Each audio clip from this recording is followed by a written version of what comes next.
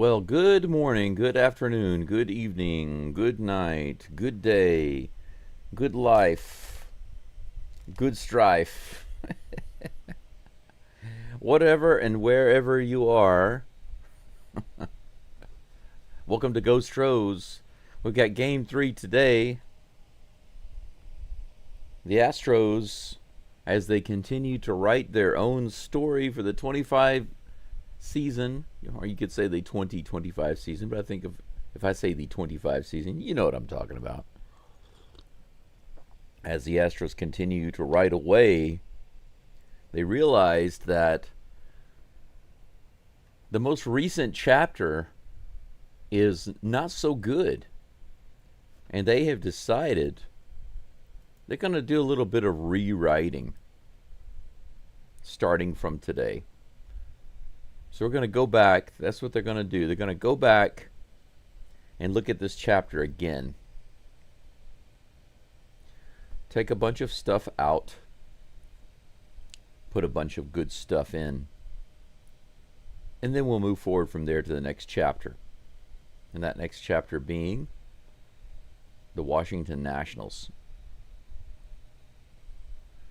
Let's take a look at the Astros lineup today and see if there's any difference compared to the way it was yesterday.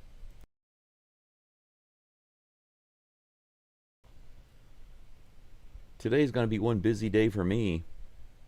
After I finish here, I've got to go straight out the door, grab a little bite to eat, and go to the tire place, get a brand new set of tires put on my van. The ones that I have are not built for this type of weather. It's really hot and dry right now. And after that, then I have to drive to Hiroshima City to go to Costco to pick up a lot of butter, meat, eggs, stuff for high-fat protein diet. But Costco is right next to Hiroshima, the Hiroshima Carp Stadium. Mazda Zoom Zoom Stadium is what it's called. And if I can remember while I'm there, I will go next door and take a couple of pictures at the park. And I'll post those for you guys and gals later on so you can see. But let's take a really quick look at the Astros lineup. We have a few more minutes. We have at least 7 minutes before the first pitch is thrown. I see some of you guys got some comments in the live chat already. Thank you for being here. DeLion, Braden, Johnny, Crispy. Thank you all for being here today. I understand Crispy's stance on not pitching to Kurtz, but if it's Gusto or Gordon, yes, don't pitch to Kurtz. If it's Valdez or Brown, pitch to Kurtz. Hunter Brown may have been struggling recently, but he needs to get past it, and the best way to do that is for him to keep pitching to these guys. I'm okay with letting Brown pitch to Kurtz. Kurtz can't get lucky every day. I mean, think about it. He's a rookie, and he hit 4 home runs. A couple of those were 100% gimmies. I mean, literally 100% gimmies. One of those is off Cooper Hummel. I mean, come on. He's not a god. He's just a man. Astros lineup is as follows. Cam Smith leading it off. He's in right field today. Jose Altuve is DHing, batting second. Christian Walker in the third spot, and he is at first base. Yanner Diaz catching today, batting cleanup. Okay. Chas McCormick batting fifth for some reason in center field. Mauricio Dubon at third base today, batting sixth. Bryce Matthews at second base, batting seventh. Cooper Hummel in left field, batting eighth. And Zach Short at shortstop, batting ninth. I know that Zach Short isn't a powerhouse right now, But why is he batting ninth and Cooper Hummel batting eighth? If we take a look at the batting averages here, that's what really stands out to me. The OPS and the batting averages are really terrible. Hummel's OPS is 526 and he's batting 158. I mean, that's beyond horrible. That's worse than Jose Abreu. For those who know, you know. Right now, Short's batting 759 on his OPS, guys. 759. It's getting close to 800. And 243 for his batting average. That's far better than Hummel. And I know that the sample size is smaller, but hey. Matthews' OPS is 733, but his batting average is currently only 172. So he needs to continue to bring that up. Dubon batting 258 with a 706 OPS. McCormick also pretty miserable at the 595 OPS and 250 batting average, but the good thing is he's brought that back up a lot recently. Whenever he came back to the Astros, he was batting basically 253, and he dropped down into the 220s. Now he's back up to 250, so he's been like a roller coaster. He went down, and now he's coming back up. Yainer Diaz, 679 OPS with a 246 batting average. Right now, Yainer Diaz is the epitome of what my Chinese students would call very so-so.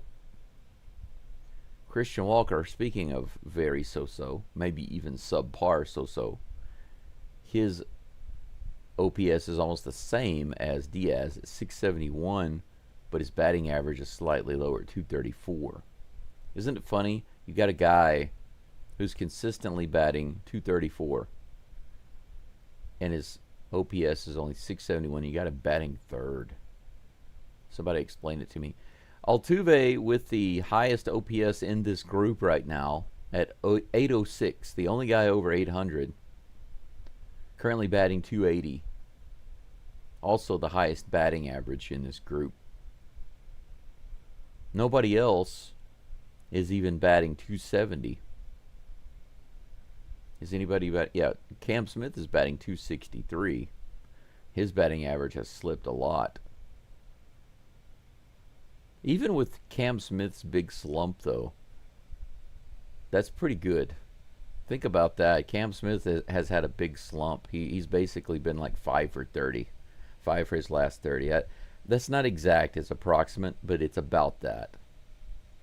But he's still batting 263, so he can come around. His OPS is 726. But nobody else in the lineup is even batting 270. Cam Smith has the second highest batting average here right now at 263. Nobody else is at 260. The Astros don't have any other players above 260, just Altuve at 280, Cam Smith at 263. So essentially we've got anywhere from about a 16% chance. Whenever a random batter comes up to the plate for the Astros, we've got anywhere from about a 16% to a 28% chance of them getting a hit, getting on base. But most of these guys have a 25% chance down to a 16% chance. So at best right now we have a 1 in 4 chance of getting somebody on base. I was thinking about doing that. In one of my boxes in there, I actually have a Crown Royal reserve bag. And inside that bag is Dungeons and Dragons dice. Isn't that cool?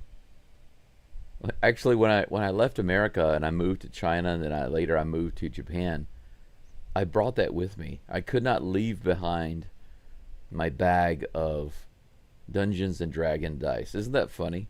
Whenever you pack your bags and you move abroad, you have to decide what to take and what not to take. And I knew I wasn't going back to Louisiana. I wasn't going back there. So one of the things I decided was a necessity was my Dungeons and Dragons dice. So I still have it in there. I thought it'd be funny to go in there, dig around in my boxes, find that dice, and then start rolling some percentages here, so I can take a look at the Astros batter that's coming up. Every batter that comes up, I'm thinking about rolling dice and seeing what the dice says. If I roll like a 25 and the batter is Zach Short, then he would almost get a hit, but not get a hit. But if it were Dubon, then he would barely get a hit. So it'd be funny. It'd be funny to try that and see how it comes out versus the game, right? Lawrence Butler is leading off the batting for the A's. Hunter Brown is on the mound. He's finished with his warm-ups. We're going to have the first pitch shortly. Hey, Dram Bam, good to have you. Thanks for coming in. Here comes the first pitch from Hunter. Swing and a miss, 96 miles an hour in the top of the zone. That's a nice way to start it off with a classic Hunter Brown pitch. Butler is 5 for 11 versus Brown, but batting .238 this year. Here comes the 0-1 pitch. Knuckle curve, low and inside. 1-1.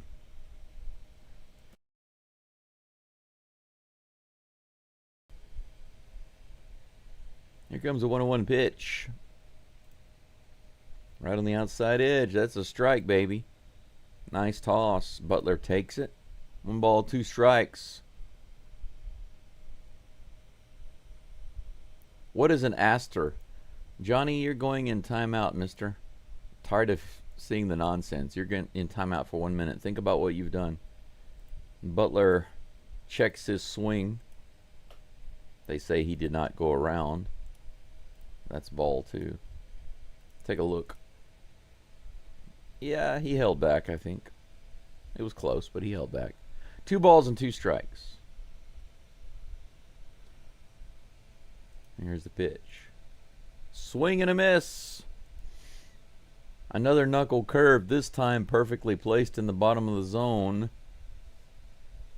Butler probably expecting a high fastball. It's nice to see Hunter Brown mix it up a little more instead of just pounding that high fastball in there. Nick Kurtz comes to the plate. This rookie is going to learn today. He's going to learn some lessons. Now I show you some trick or two. Here's the pitch. 97 just inside. That was a nice looking pitch.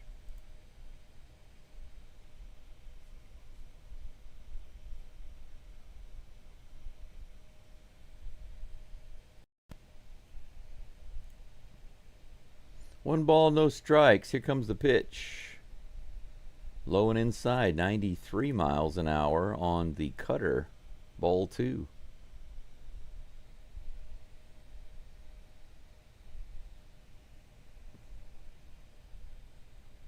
Did you enjoy your timeout, Johnny? Here's a pitch. 3 balls now. 93 mile per hour cutter way inside and low. Hunter Brown hasn't delivered much. There was a fastball that was pretty close to the edge of the zone, but all 3 of these have been inside to some degree. Here comes the 3-0. That's a strike. 97 high and inside. Every pitch that Brown has thrown to Kurtz has been inside, so if he's doing that on purpose, and I believe he is, he's not wanting him to be able to extend that bat. Here comes the 3-1 pitch. Walks him on a knuckle curve that was too far down.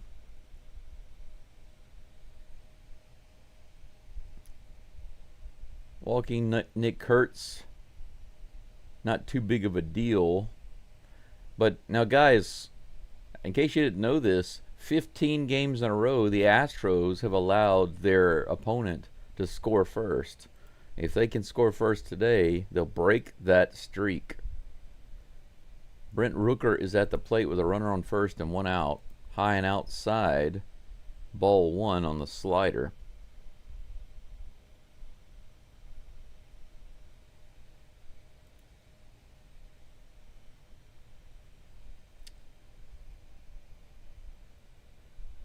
1-0 pitch to Rooker on the way. That's a nice looking pitch. There we go. Strike one. Knuckle curve on the outside edge. If you guys haven't liked the live stream already, I appreciate you doing that. If you're an Astros fan and you haven't subscribed, then what are you waiting for? 1-1 to Rooker. This is hit opposite field, but foul. 1 ball, 2 strikes. Thank you for that, Drambaum. Which one is faster? Is what you're watching on the TV a little faster? Or is my live stream a little faster? Sometimes it depends on what you're doing. You know, some people tell me that mine is quicker or faster, and some tell me that their TV is faster. I guess it depends on where you're at and what network you're going through. Here comes the 1-2 pitch. Too far inside. 97-mile-per-hour stinker. Brent Rooker has an even 2-2 count.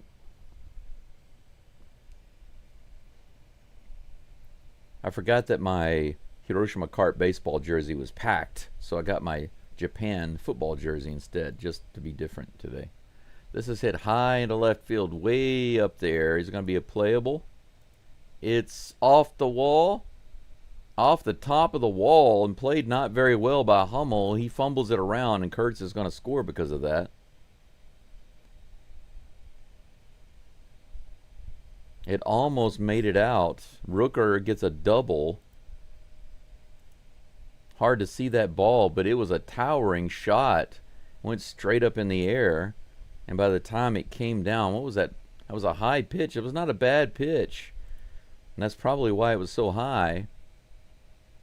Okay, I see what happened there. Right below the Geico sign, there's a little blue strip at the top of the wall.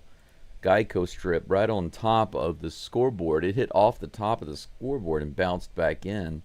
Gave Kurtz enough time to get around. So that's 16 games in a row the Astros have allowed their opponent to score first. That's not a record that I want us to extend anymore. I'm tired of coming from behind. Every game that the Astros have won over the past 16 games, they've literally all been come from behind games. How about that? Astros start off in a hole, 16 games in a row. 1-0 with the Langoliers at the plate. Low below the zone. 1 ball, 1 strike.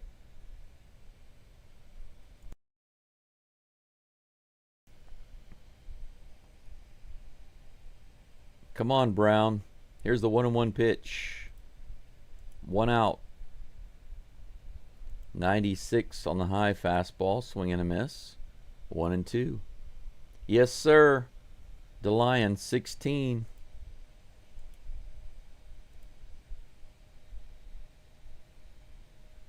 $16 or $17, but if my memory serves me correctly, it's 16.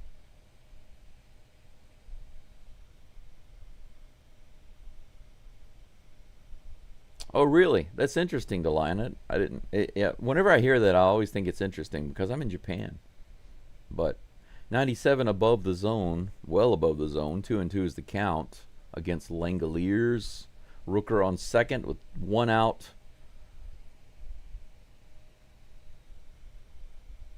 But then again, you know, it is a direct connection to the MLB TV site, so I don't know. Maybe that has something to do with it. Knuckle curve, low and outside, full count. 20 pitches now for Brown in the first inning. He only has 1 out.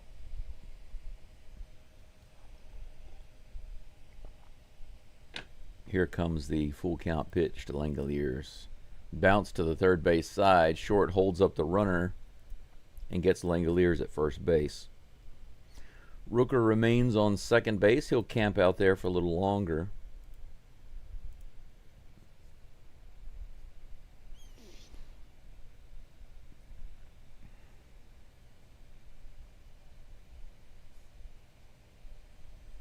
They're showing the extra base hits given up by Hunter Brown, basically all right in the middle of the zone. That's a good pitch. right on the outside of the edge. Oh my gosh, that was called a ball. A perfectly placed outside strike, no doubt about it, called a ball by the umpire. 1-0 for some strange reason. Tyler Soderstrom at the plate. Here comes the 1-0 pitch. That one is outside by about 2 inches, called ball 2. If the umpire had called that one a strike, I'd be shaking my head right now. Soderstrom batting .271 against right-handed pitching this year. Here's the next toss. Again outside. The changeup missing basically around the same spot. 3 straight balls. Hunter Brown looks like he's still working stuff out in the first inning here. Here's the 3-0 pitch. Way high. 4-pitch walk to Soderstrom. That looked like it was 2 feet out of the zone. And Josh Miller's going to come out, have a little chit-chat with Hunter Brown. Yo, bro, what's up? Thought UPS was supposed to be delivering the packages on time every time. You asked me before the game, what can Brown do for you? My request was that you deliver strikes, but no runs.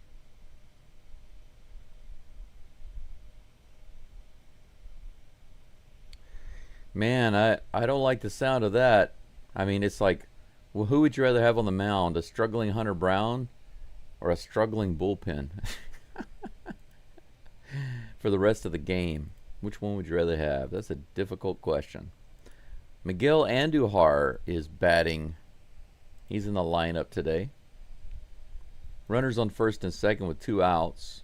All it takes is 1 pitch to get the out. Here comes the next toss from Brown. 92 outside. That's 5 straight balls delivered by Hunter Brown.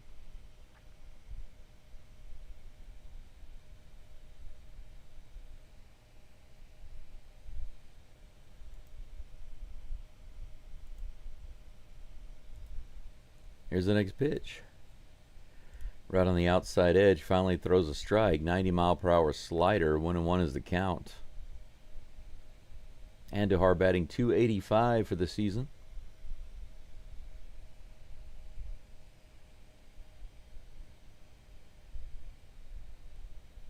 Here's the next pitch. This is hit high in the air. Looks playable. Center field. Chas McCormick is underneath it. And he puts it away. And MLB goes to commercial break before the play even finishes. That was strange. I don't believe I've ever seen that before. Maybe once or twice, but I don't remember the last time I saw such a thing. At the end of the top of the first inning, the A's have 1 run off 1 hit. A double off the top of the wall, just a couple of feet below the home run line by Brent Rooker, that drove in Nick Kurtz all the way from first base. If it had just bounced right off the wall, Kurtz couldn't have scored. But because it hit the top of the wall and then bounced up, and then because of the way it came off, Hummel couldn't play it very well, and Kurtz was able to score all the way from first base. So the Astros get really unlucky, and Hunter Brown gets unlucky with that. Overall, I wouldn't say that Hunter Brown had a terrible first inning, but he did struggle. If we take a look at his stats, though, you definitely don't want him to start off like that. 28 pitches on only 12 strikes. So that's no good. Not even half of his pitches were strikes. And he pitched almost 30 in the first inning. Let's hope the Astros can put up like 5 or 6 runs in this inning, primarily to give Hunter Brown a rest and some confidence. That's what we need to do in this game. Jacob Lopez on the mound for the A's. He's facing Cam Smith. Come on, Cam. Crank it up. High and outside just a little bit. 90-mile-per-hour slider? No. Fastball? That's his fastball? 90 miles an hour? Okay. Ball 1 from Lopez. Here comes the next toss. Way outside. Another fastball. Hey guys, if we got a 90-mile-per-hour fastball pitcher who's not Framber Valdez, I think that we have a chance here. Here's the 2-0 pitch. Low and inside, but in the zone for strike 1 on the 87-mile-per-hour cutter.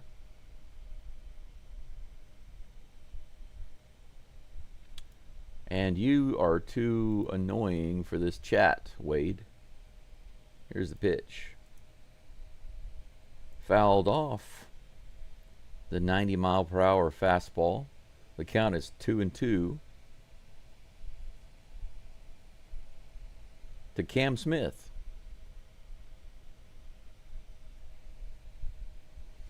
Well, Crispy, I don't think he has an injury, but people have been talking about the what's called the dead arm phenomenon. And are you familiar with that? What's called dead arm? Some people were worried that maybe he was suffering from that. Here's the next pitch. Swing and a miss, strike 3. On the outside, that ball was clearly far outside the zone. The 92-mile-per-hour fastball. How do you go after a fastball at 92 miles an hour, a good 5 inches out of the zone, and swing and miss it? How do you go after that? Disappointing at bat for Cam Smith, but that brings up my hero, Jose Altuve. Now, speaking of chasing stuff, but I think the difference is that Cam Smith can't hit it as easily as Altuve can. 78-mile-per-hour slider outside taken for ball 1 by Altuve.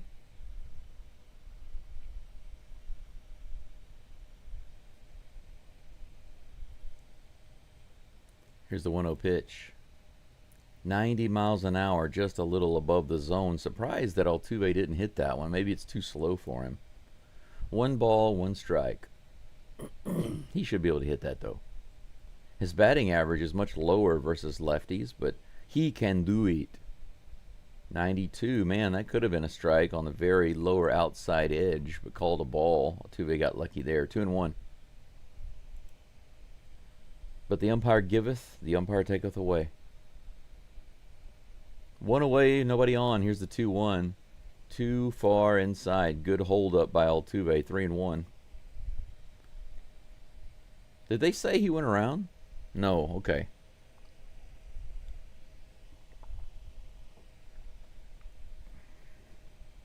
I was about to say, there's no way he went around on that. Here's a 3-1 pitch. Way outside. All right. Good job by Altuve. Unlike Cam Smith, he doesn't go for that outside crap. Another 92-mile-per-hour fastball outside, but Altuve, he doesn't cam it. He decides to Altuve it. Tuve it. Just Tuve it. Oh, man, that's what I want. I want a shirt that says just Tuve it. Christian Walker comes to the plate with the amazing 234 average. First pitch to him. Oh, my gosh. 89 miles an hour.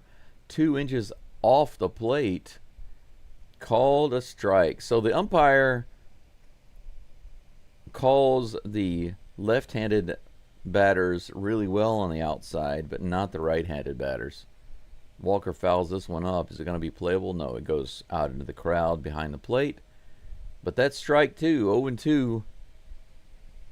Altuve on first base with 1 out. Now, if Walker can avoid the strikeout and avoid the double play right here, I'll be pretty happy. He can do anything else, but don't double play and don't strike out. Here's the 0-2 pitch. Way high and outside. Easy take there. 1 ball and 2 strikes. Well, overall, he's not been disappointing, Crispy. Recently, he has been. Over the past 30 at-bats, he's been pretty disappointing. Here's the next pitch. In the dirt. 2 balls and 2 strikes to Walker. Cam Smith's batting average has now gone down to 262. But considering how his batting average was right at 300 before, can't say that his batting has been disappointing. Here's the next pitch. Way outside. All right, Walker coming back here. Full count pitch coming up in just a moment. Yeah, that's what I said earlier. The past 30 at bats, he's only basically 5 for 30. Here's the next pitch to Walker, the full count. He rips it down the line, foul. 87-mile-per-hour cutter.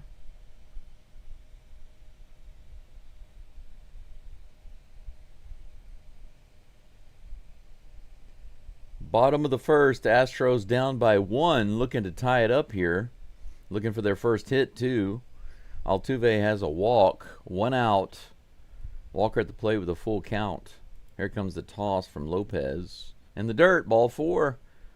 Back-to-back walks. Walker with an excellent at-bat. Fouling off the strikes. Taking those terrible pitches. Now, Lopez has thrown multiple pitches that were not even slightly close to being competitive. In the dirt, way outside, way high. If Diaz can control himself, then he'll get a walk too. Unless Lopez right here decides, you know what, I'm going to try to throw it in the strike zone, then Diaz is going to have a nice opposite field hit, or he's going to pull it. He can pull this guy. Too far inside. He continues throwing balls off the plate. And now the catcher, Langoliers, is going to round and say, hey, man, what's with all these pitches way off the plate? The zone is over the plate, not multiple feet off the plate. Well, you see, I was thinking about that new Nintendo Switch. I wanted to buy it, and even though I'm making good money, I feel like it's a little too expensive. I don't want to support Nintendo when they're gouging people. That's just price gouging. There you go, guys. If you're wondering what the hot mic says, what they were just talking about, Lopez and Langoliers, now you know. Langoliers is upset because of the price of the Nintendo Switch. Here's the 1-0 pitch. Way outside again. Look at that. Lopez can't find the strike zone suddenly. And they are not even close. We might have bases loaded on a walk. 3 walks in a row. With Chas McCormick at the plate. Why not? Here comes the 2-0 pitch. High again. He can't even throw a 4-seam fastball down the middle. I think that's what he tried to do, is just throw a fastball right down the middle. And that was a good 5 inches out of the zone, maybe 4 or 5 inches. 3-0 is the count. Here comes the toss to Diaz. Right in the bottom of the zone. Diaz was looking for the walk right there. He barely got it in there. Just 2 inches above the bottom of the zone.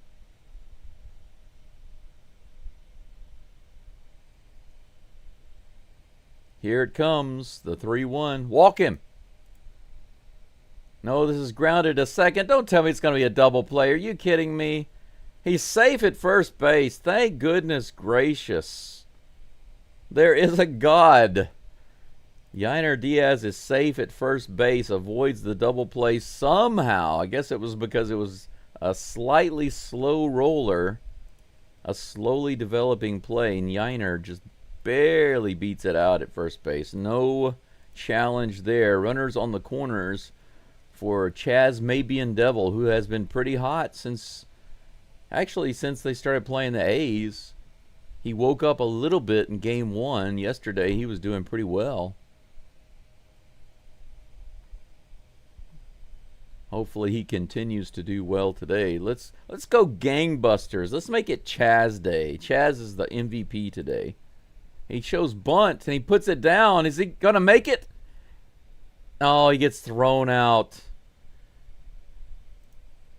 Altuve almost scores on the Chas McCormick surprise bunt. It was almost perfect.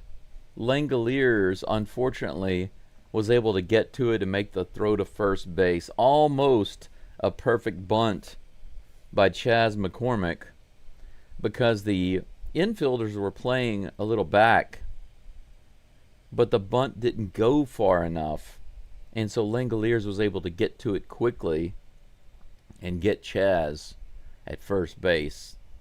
The Astros come away with no hits. Even though they had runners on the corners, we had no hits, just a couple of walks. So close and yet so far away. Horseshoes and hand grenades, everybody. I see we have 52 people on the live stream right now. Thank you for being here. I do appreciate you very much. And as usual, I will remind you, please like the live stream if you haven't already. There are only 21 likes on the live stream for some reason, and that's terribly low for the usual, especially considering how I have 52 people following along at the moment. The more you like the live stream, the more Astros fans that YouTube will show my video to, or my live stream, and the larger we can grow the community. If you have not subscribed, I would appreciate you doing that. Almost at 800 subscribers right now. Need about 200 more to get to 1,000.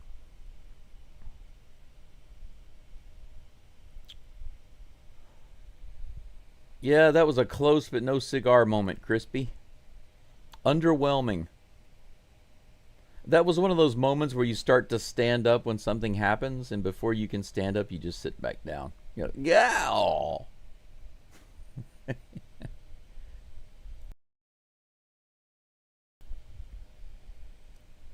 Saw a little bit of pregame stuff earlier, and they were talking about Craig Biggio getting into the Hall of Fame.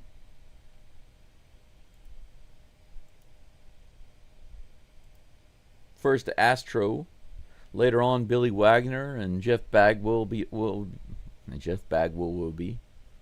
That doesn't roll off the tongue very easily. They'll be inducted. First pitch by Brown is to Cortez. He fouls it off for strike one.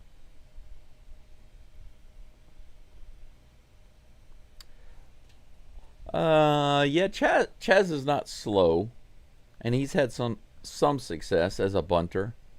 They're kind of joking around now about him being the main bunter, like the professional bunter or whatever, because that's what he's been doing. That pitch is high for ball one. 1-1 is the count. Cortez actually batting .300 right now, but he hasn't batted many times. That's fouled off into the right, or left side rather, down the left field line, into the crowd. 1 ball, 2 strikes. Brown up to 31 pitches. There's his number right up there.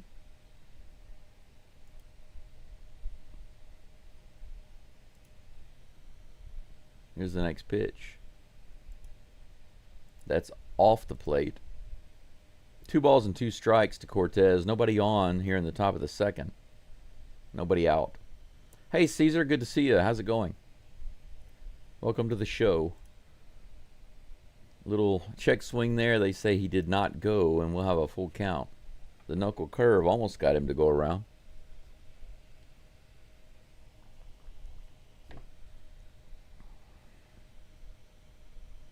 You too, sir. Thank you.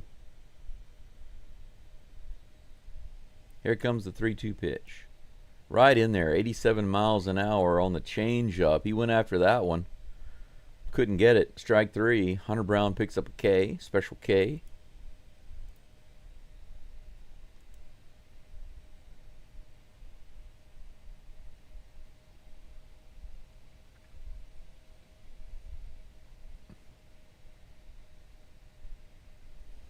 Next batter is Max Schumann.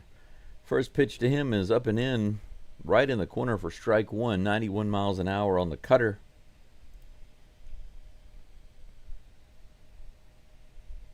Here comes the pitch. Low and outside. 1 ball, 1 strike, 1 out. Yeah, Fish-Eyed Fool is right. I knew it was 16 or 17. After yesterday, it became 17. So that's correct, I believe. 89 miles an hour in that upper outer corner for strike 2. 1-2 is the count. Shoo away, Schumann. Shoo him away.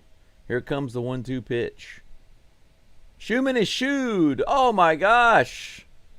Look at that. Strike right in the bottom of the zone. Look at that. Literally in the zone. Diaz was about to throw it around the horn, and he had to hold up because the umpire did not call strike 3.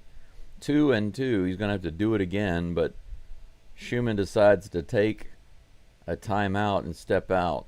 That should have been another K right there. The umpire owes us a couple of important ones early in the game. Here comes the 2-2. Swing and a miss there. Hunter Brown comes back with the 97 mile per hour fastball on the outside edge. Swinging and missing. Juan says Judge wants out of New York. How do you know that? That would be shocking news to me. But if Judge wanted out of New York, I'd pay for that. First pitch to Arias is in the dirt, basically, for ball 1. 1-0. Here comes the next toss. Hit to the right side. Little line drive caught by Christian Walker. And just like that, I don't know what's going on with the MLB site today, but as soon as they get that last out, it's just cutting off. It's immediately cutting off and going to commercial break. Maybe it has something to do. Maybe it has something to do with what network it's showing on today. Maybe that's it. Let me take a look and see. I'm going to see which network it's showing on today. It might not be. Maybe it's MLB Network only today. If it's not Space City Network, maybe that's why they're cutting it off. Could be.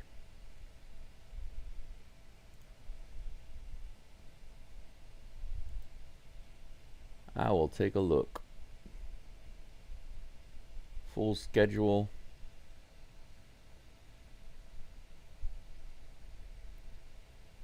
No, I don't see anything special.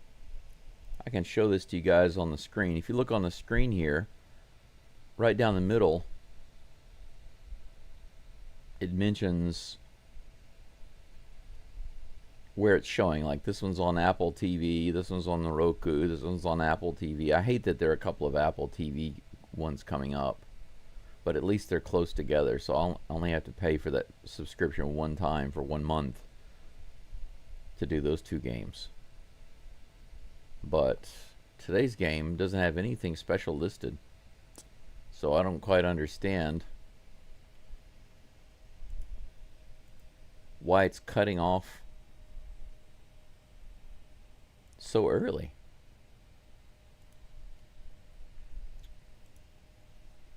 Oh well, they're back in the game now.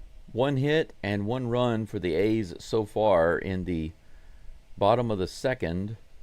Mauricio Dubon is at the plate. Astros looking for their first hit.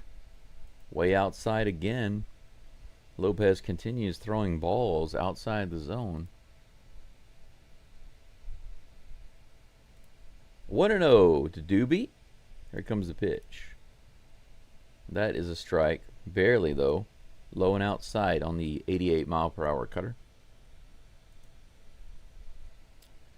Yeah, John, if it doesn't list anything, it's Space City Network. But for some reason, they've been cutting off the... Hey, look at that. Dubon with a single to left field on the 1-1 count. Just ropes it into left field, and we have a runner on first base with our first hit of the day and a leadoff hit.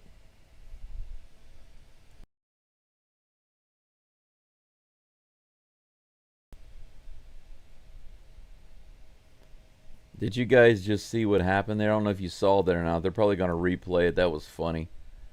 Bryce Matthews is at the plate. Here's the first pitch. He shows bunt, pulls back, outside, ball one. Mauricio Dubon, when he got to first base, he started rubbing all over Nick Kurtz and then rubbing himself like he was rubbing off. He was like he was rubbing off all that home run energy or something. I swear. Here's the pitch. Right in there, 90 miles an hour, or strike one. The count's 1-1. I wish they would show that. Here's the replay. Here it is. Look at this.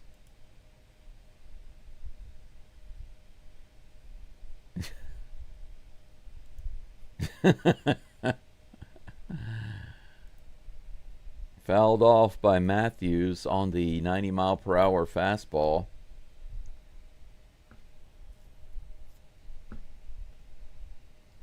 One ball, two strikes to Matthews. Mauricio Dubon having way too much fun over on first base, chatting it up with Kurtz. That next pitch is in the dirt, 2-2.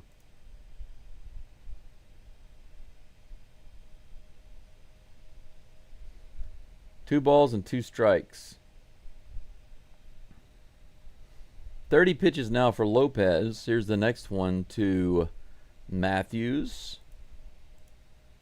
Outside. Another ball. Full count. Juan, if you don't mind, what exactly did Judge say? I'd love to hear it, man, because that's like a wound, right? That's like a wound to the Yankees. Fouled off on the 3-2 pitch. Matthews stays alive.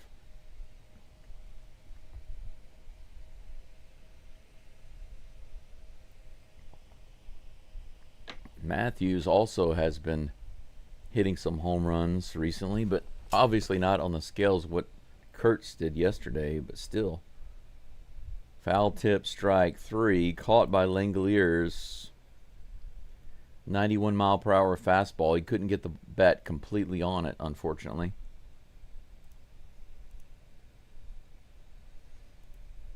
Unfortunate. Couldn't move the runner around there, but we got a couple more tries, hopefully. Cooper Hummel at the plate. Just put it in the outfield. Put it in the gap. Here comes the 0-1 pitch. I'm sorry, 0-0 pitch. Wait a second. Something just happened with the live stream. There was a glitch. Suddenly it went from 0-0 to 0-1, and now it's 1-1. They got some weird issues going on with the broadcast today. Here's the pitch. The 1-1 is outside. 2 balls and 1 strike. A little bit of strange stuff going on with the old MLB broadcast today, or Space City broadcast, whoever's responsible for it. Here comes a 2-1 to Hummel. That's hit hard, but foul. 2 balls and 2 strikes. Yeah, Dubon is a character. Seems like a pretty good guy. Here comes a 2-2. High and outside, full count. Dubon is one of those guys where if he could only play one position, he would have a little bit of a harder time playing in the MLB. But since he's so good at essentially being expendable, being such an amazing utility guy, it's difficult to let go of somebody like that, especially right now since we have so many injuries, right? Here comes the full count to Hummel. Doobie on first base with 1 out. Here's the toss. Outside, ball 4, another walk. 3 walks. Now, once again, we have runners on first and second with 1 away, and big man Zach Short comes to the plate.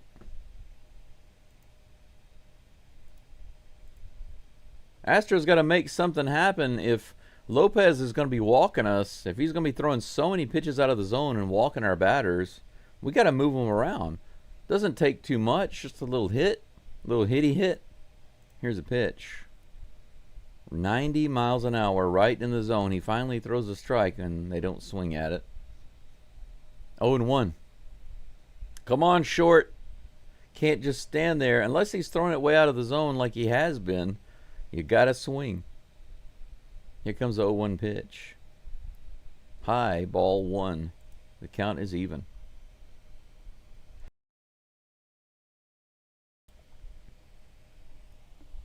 One and one.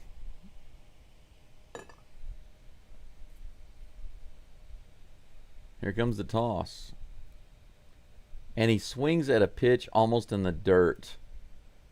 Swing and a miss. 1 ball and 2 strikes. All of those pitches out of the zone, you take the one that's in the zone, and then you swing at the one that's in the dirt. Come on now. 1 ball, 2 strikes. Here's the toss. That's in the zone, and he swings finally, but he fouls it off. 92 mph. Count remains 1-2. What exactly is Mr. Short thinking? Here comes the pitch. He grounds that one little tapper down the third base side. That could have been a base hit if it had been fair. Might have been a little bit of trouble for that third baseman. Christian Javier, Framber Valdez, Yordan Alvarez, hanging out with Caratini over there.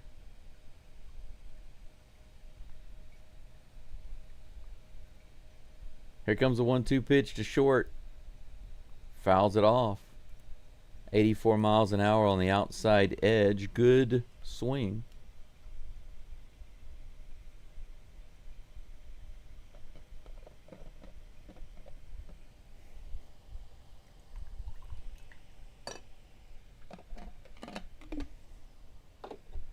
One ball, 2 strikes. Here comes the toss to short. Way outside. Good take. Not hard to lay off that one. 2 balls and 2 strikes. So we're going to get another walk. Load up the bases. Zach Short is not one to shy away from a walk. High. 89 miles an hour. A few inches above the zone. Good take. Jose Altuve over there in the hole, wondering if he's going to get a chance to come up. We might have Cam Smith at the plate with bases loaded. Here's the 3-2 count pitch. On the outside edge. Fouls it off. Zach Short stays alive.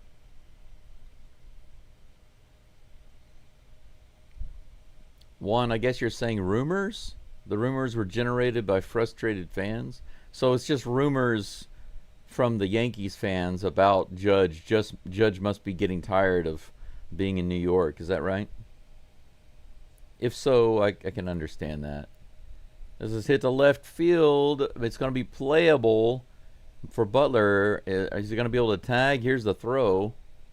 Dubon gets into third, no problem. He has to slide, but he's good in there. Both runners advance. Cooper Hummel goes to second base because the throw went to third. If I were Butler, if I had been Butler, I would have gone to second base. There was no chance he was going to get Doobie. Doobie's fast. Butler doesn't have a bad arm. He didn't have the arm to throw out Doobie. Cam Smith is at the plate. Runners second and third. We could score 2 runs right here with a decent hit. You can do it, Cam. I know you can. You can. You can. Cam can. You can do it. First pitch to Cam is taken for ball 1. You can do it. Here's the pitch, the 1-0. Too far inside. That was close, but not framed well by the catcher. 2-0. Are we going to have bases loaded with Altuve, or is Cam Smith going to drive in some runs? Here's the pitch. 91 just outside, and he swings and misses it. Could have been ball 3.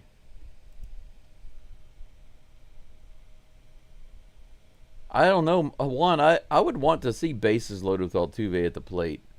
I don't know what you're talking about. Fouled off by Cam Smith. Would you rather see Cam Smith get out, or would you rather see bases loaded with 2 outs and Altuve at the plate? I think the answer is obvious.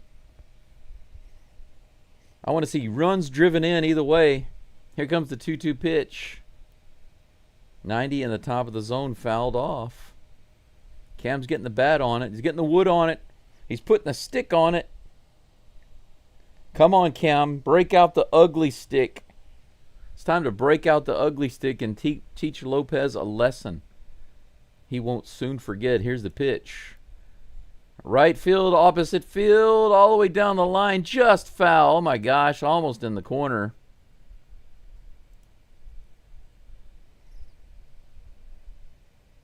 Almost into that corner. That would have scored 2 runs for sure. It's 2 outs, so, the Astros are running on every pitch that's hit. Every pitch that's hit, they're off and running. 2-2. Here it comes. In the dirt. Look at that. Another full count. 4 in a row.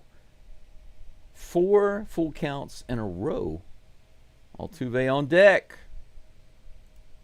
Come on, Cam. Whatever you do, let's give Altuve a chance to come up. Here's the pitch. He hits this one hard to center field. It's going to be playable by Butler. Fly out.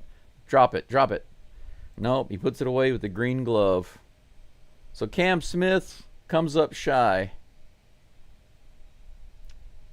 And I would have much preferred to see Jose Altuve with bases loaded than that right there. But the Astros do come up with 1 hit. Yay! 1 hit. Woo! Bases almost loaded. Second and third, we have 2 runners in scoring position. Got stranded. Now let me show you guys a huge difference here. We are at the end of 2 innings, but check this out. Even though the A's are winning 1-0, and we both have 1 hit, check this out. Left on base. The A's have left 3 runners on base. The Astros have left 9 runners on base. That means that Astros batters have come up to the plate 9 times and failed to do something. If you come up to the plate and somebody's on base and you get a walk, that's doing something. If you get a hit and you get on base, that's doing something.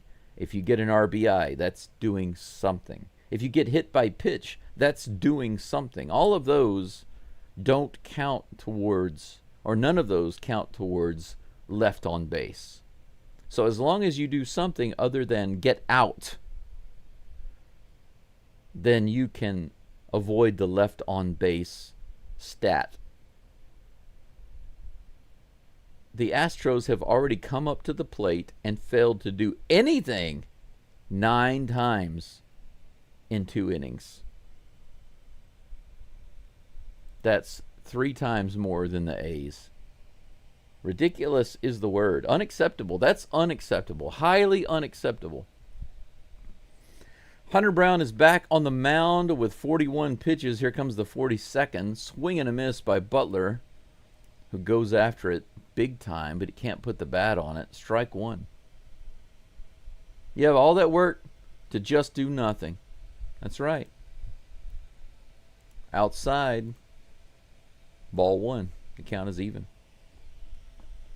I've got myself another cup of coffee here. Here comes the 1-1 from Brown. In the dirt. On the knuckle curve. No, that was a changeup. 2 balls and 1 strike. Come on, guys. Let's not make it one of these games where we get like 15 or 16 hits and we have 2 runs. Next pitch is hit hard into right field, right at Cam Smith, and who jumps and makes a nice catch at the last minute. A nice line drive hit by Butler that just kept floating and floating, and Cam Smith had to jump up and make a play on it right at the last minute. Good defensive play. Take a look at this.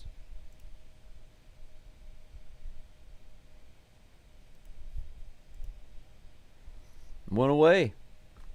Nick Kurtz at the plate. 96 on the inside. Strike one? Yes, that was a quiet strike call by the umpire. Kurtz did walk his last at bat. Here comes the next toss from Brown.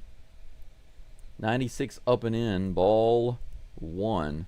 1-1. That was a pretty tough pitch right there. Here comes the next pitch. 1-1. Nice. 96 in the bottom of the zone. Kurtz takes it. 1 ball, 2 strikes.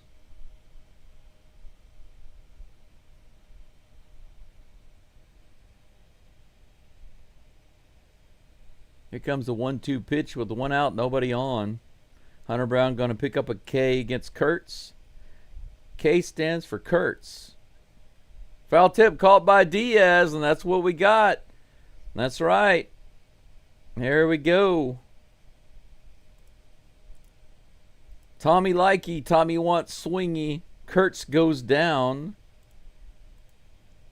with the fastball. Boom. Inside fastball. Kurtz can't handle it. That's right. Welcome to the MLB. That's what happens when you face a real pitcher. Oh, a real good pitcher. Brent Rooker at the plate. First pitch to him was a ball. He hit the double off the wall earlier. He fouls this one off on the inside. 96 miles an hour. 1 ball, 1 strike. 2 outs, nobody on. You're right, Crispy. The Astros get a lot of hits, and their batting average overall is actually one of the best in the MLB. But scoring or getting those hits whenever runners are in scoring position. 2 balls and 1 strike with that toss. Here comes the 2-1 pitch. This is hit way in the air. Another sky, but this one is on the infield. Dubon comes over at third base and puts it away for out number 3. That's it. Hunter Brown now has retired 7 A's batters in a row, so he's settled down a lot. He is up to 52 pitches. That's high, but considering how more than 30 of those came at the very start of the game, he's doing much, much better now. Getting out of these innings with basically about 10 pitches each the past couple of innings. So that's a huge improvement. Huge improvement. But yeah, like Crispy was saying, the situational hitting, you've got guys on base, runners in scoring position. For some reason, the Astros are stranding fools. They have been stranding fools for some reason or the other.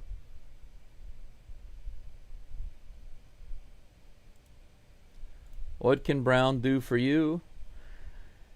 How about a win, Mr. Brown? That's what I would like. So far, there's been a lot going on, but not much in the way of stats other than walks. 1 hit for each team, 1 run on the board for the A's from a Brent Rooker double that bounced off the top of the wall. Lucky bounce for the A's, giving them the time they needed to score a runner from first base. Jose Altuve is due up in just a moment. He's DHing today, followed by Christian Walker and then Yainer Diaz.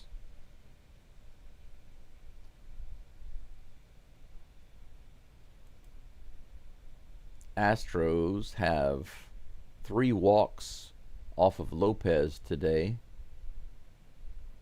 and just 1 hit so far. Altuve has 1 of those walks. Here's the first pitch to Altuve, way outside. 57 pitches for Lopez.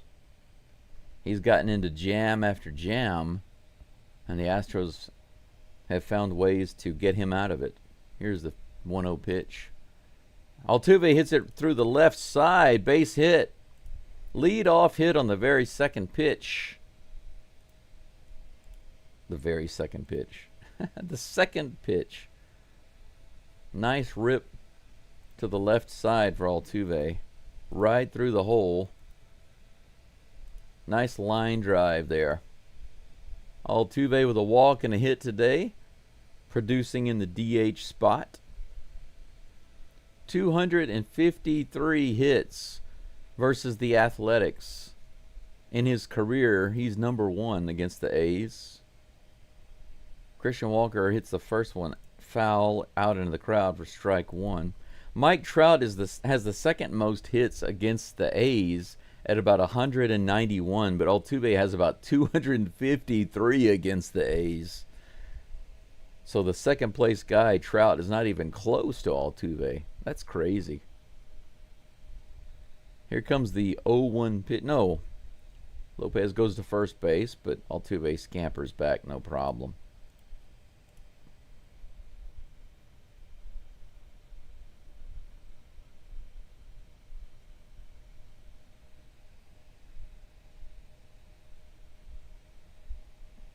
Here comes the toss. 91 right in the center of the zone on the fastball and fouled away by Walker. 0-2.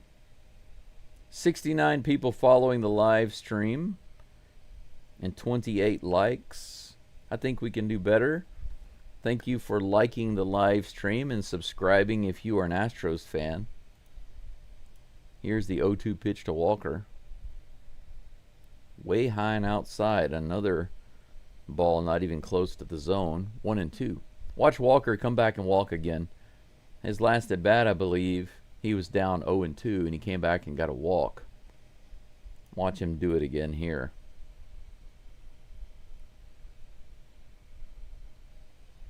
Here comes the 1-2 pitch.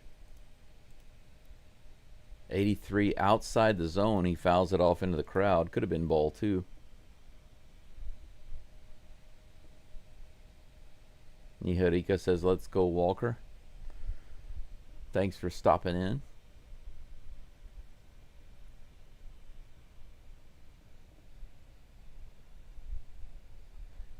Short stack is always money. That's way outside.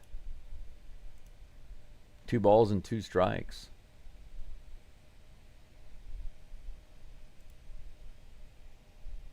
.63 pitches now for Lopez.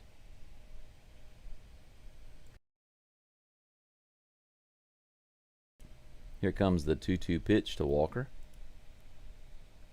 This one's fouled off again. On the right side, is it going to be playable? No, Kurtz can't get to it. It's about 10 rows deep. Swing through the ball, Walker. If you're going to swing, swing through it.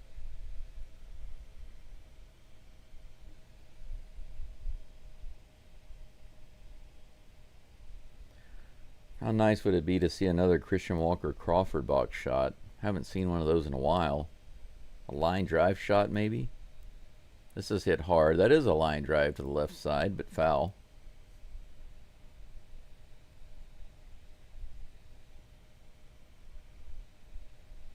Two balls and 2 strikes. Altuve on first base with no outs.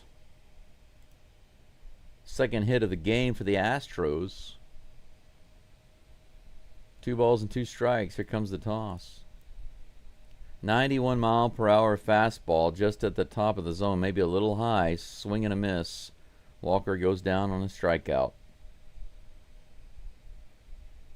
That was a perfectly placed fastball. Kind of dangerous. If you let it go, could have been called a strike. You swing at it, difficult to hit, even at 91. Diaz comes to the plate with 1 out. Altuve on first. You can hit this guy, Diaz. I know you can. You're going to have a good day today. Outside. This is the kind of pitcher that Diaz can hit.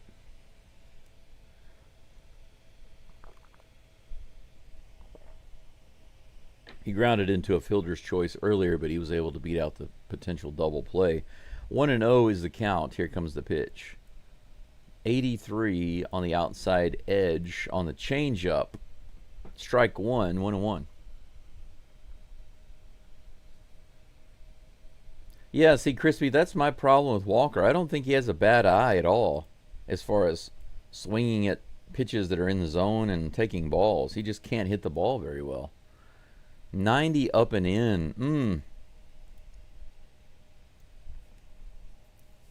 Tough pitch. Suddenly Lopez paints the edge, paints the corner. 1 ball, 2 strikes. Here comes the pitch to Yiner. Give him a shiner.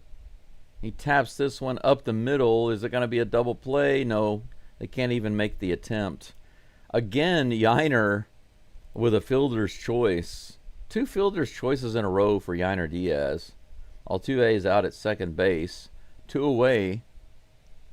Now the Astros have left about 11 runners left on base. The Chas Mabian Devil comes up.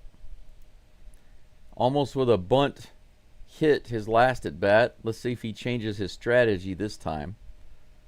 First toss from Lopez on the way. Way outside, ball 1.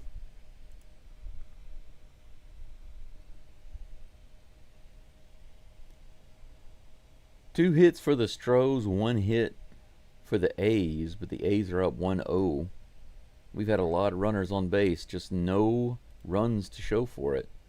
Too far inside on the 90-mile-per-hour stinker. 2 balls and no strikes to Chas. He calls for timeout. Kurtz is a tall guy.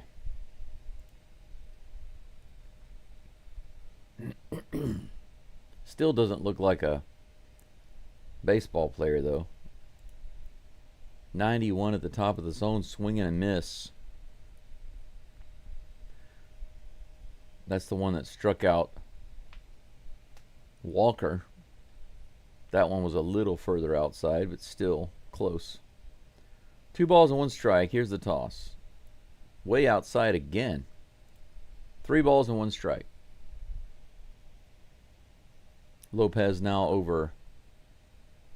well over 70 pitches. Halfway to 80. 75 pitches. Here's the toss, the 3-1. That's hit hard to left field all the way out to the wall. Is it going to be caught? It looks like it is. Right at the warning track. It dies before it gets there. Just a little further to the left, my friend. You could have gotten to the wall at the Crawford boxes, but Chas flies out on a deep left center field ball. Man, Lopez is sweating up a storm. He finishes the inning. 76 pitches in 3 innings. So he's pitching 25.3 pitches per inning. So the Astros are making him pitch, but they're not making him pay. If he keeps pitching like this, he'll have 1 more inning, and then they're going to have to switch pitchers. Astros disappointingly leaving runners on, getting walks, couple of hits, leaving runners on. The Astros have now left 12 runners on base. The A's have left 3 on base. In 3 innings, 12 runners left on base. That's absolutely crazy. If you extrapolate that out to 9 innings, that would be 36 runners left on base. If the Astros keep playing this game like they're playing right now, they will leave 36 runners on base this game, and I think that probably will be a record for the season. They are on pace right now to make a season record, because I've never seen them leave. I think the most I've seen them leave on base is in the low 20s. But right now they are on pace to destroy that if they continue. Getting guys on and not bringing them in. The Lion says that I've always thought Chas looked like a Philly. Is he like a mini? He's like a discount Kyle Schwarber, maybe? Yeah, Crispy, you're right. We're getting, we've got a couple of hits, but we're working the count. We're getting guys on bases. Just can't bring Just can't bring the runners in. Or not doing it. We can, just not doing it.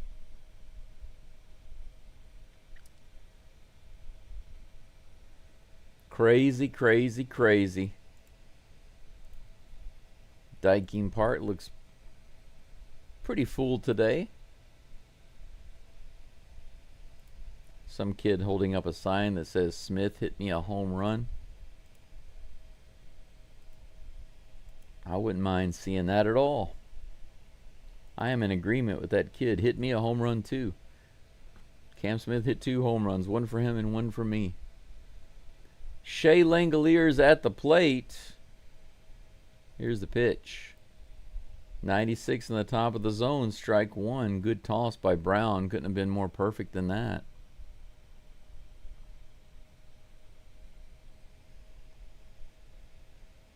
Here comes the 0-1 pitch. Outside on the slider. 1-1 is the count. A big Altuve. That's funny. A big Altuve. Here's a 1-1 pitch to Langoliers. Check swing, but he couldn't stop himself. A little half swing, I guess you could say. 1 ball, 2 strikes on a knuckle curve. Hunter Brown fools him.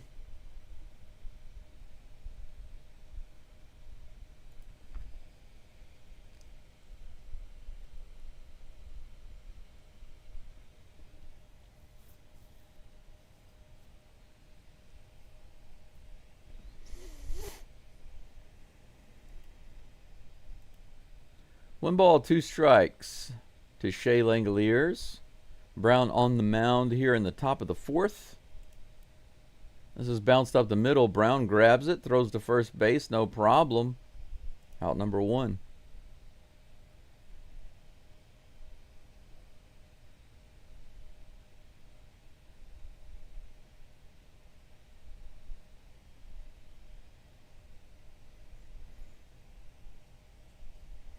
One out, nobody on here in the top of the 4th. Tyler Soderstrom comes to the plate. Here's the first pitch. 87 outside and low, just a tad.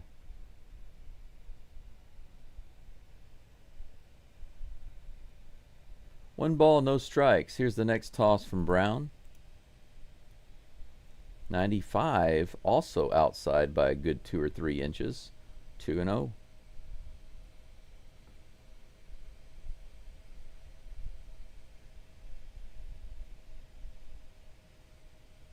Here comes the next pitch. Outside again. The sinker. Hunter Brown starts off with 3 different pitches, but the result is the same. They're all outside. 3-0, 3 straight balls. Just throw him a heater in the zone. Here's a pitch. That's what he does. 95 miles an hour right down the middle. 3-1. If he can put a high fastball in there, he can get a second strike here, I feel. And then a knuckle curve to get the strikeout. Here comes the 3-1. He decides to go with the knuckle curve, actually. He reverses my recommended order, but he gets the strike on the outside edge, just barely. Good call by the umpire. Full count. Is he going to go with the fastball to get the strikeout? We'll see. Here comes the 3-2 pitch. He does. 96 in the top of the zone. He does exactly what I said that he should do, but he did it in reverse order. That ball's fouled off, however. If he'd done it the other way around, like I said, that would have been strike 3. How about that? Full count pitch again is on the way. 96 mile per hour pitch in the top of the zone, fouled off again.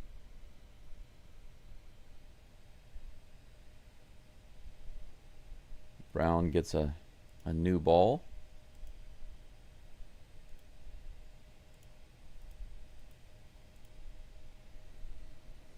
Three balls and 2 strikes with 1 out. Here comes the toss. All right. Knuckle curve in the bottom of the zone, and he takes it. Strike 3. Soderstrom complains about it, but that's a strike, my friend. That was definitely a strike. Yeah, he thought that was ball 4. He went to throw his bat. Nice pitch. He's like, what?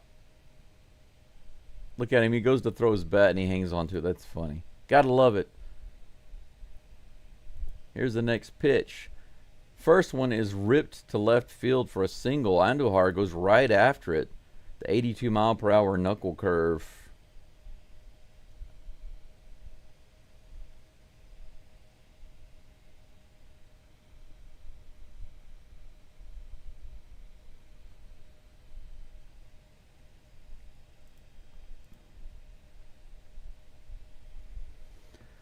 Runner on first base with 2 outs. 1 pitch, 1 hit to Andujar. He's on first base. Carlos Cortez is at the plate. Here's the first pitch to him. Fouls it off. 97 on the inside. Strike 1. Go Stros, go Stros, go Stros, go Stros. Shrewdly prefers this lineup. Here's the next toss. Way high. That was a good 2 feet out of the zone. 96-mile-an-hour fastball. Got to be hard to catch that one. 1 ball, 1 strike.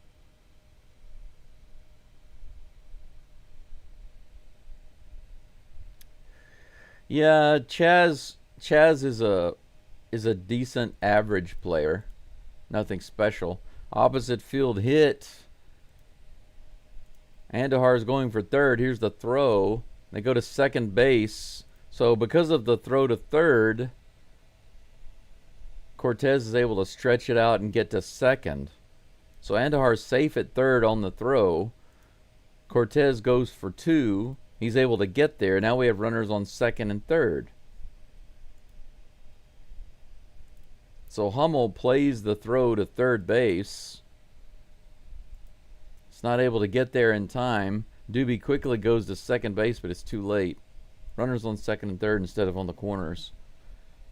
Bad decision there, I think, by Hummel. If you can't get him, if it's not even going to be close, you got to keep that runner off second base. Max Schumann comes to the plate with runners on second and third and 2 outs. Diaz and Brown had a little meeting on the mound.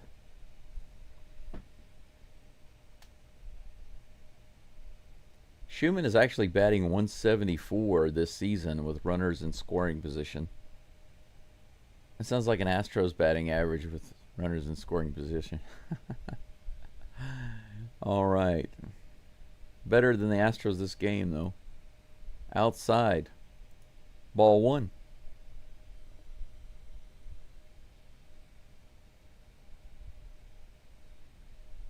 $70 pitches now for Brown. Here comes a 1-0. High. Ball 2.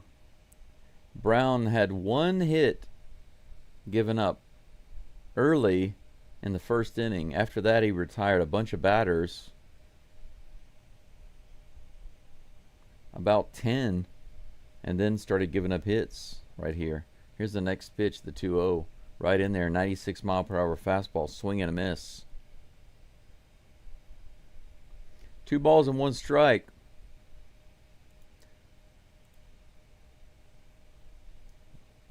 This inning looking like a bookend compared to first inning. Here's the 2-1. High in the zone. 97 miles an hour, fouled off. 2 balls, 2 strikes.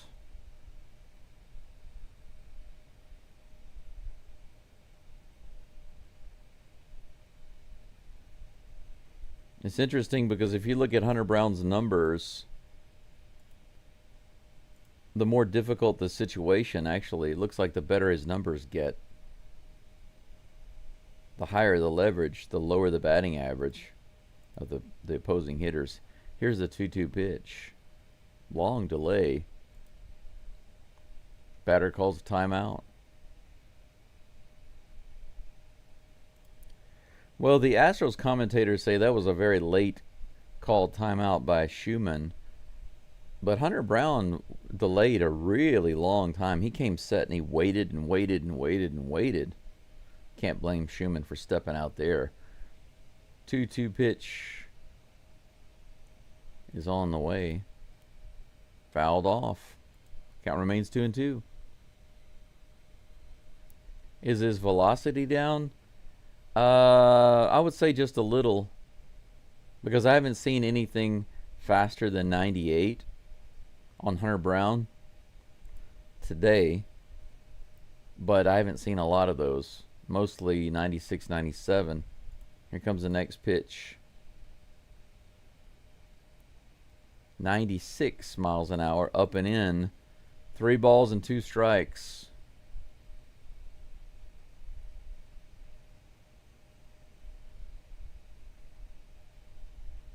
.75 pitches now for Hunter Brown. Here comes the full count to Schumann. That's in the top of the zone again. Fouled off. 95 miles an hour. That was a sinker. Hunter Brown shaking his arms, trying to work it out here. A little bit of a sweat going on for the Diesel. Here comes the full count pitch to Schumann with runners on second and third, 2 away. Right in the middle of the plate and hit up the middle. Caught by Bryce Matthews. A line drive up the middle. Could have scored 2. Good play by Bryce Matthews. Hunter Brown gets the final out of the inning. Gives up a couple of hits, gets a couple of base runners, and manages to work his way out of it. But his pitch count is already at almost 80. I don't think we're going to see much more of Brown. If he can get through the 5th inning and hold it down, that would be nice. Bottom of the 4th coming up for the Astros. If we can get some runs right here, Brown will have a chance to win. You know, he's struggling, obviously, but you don't want to see the same thing over and over again, right? Where the Astros pitcher comes in, gives up like 1 run. Whether they struggle or not doesn't matter. If they only give up 1 run and you don't give them any run support, that's got to be disheartening.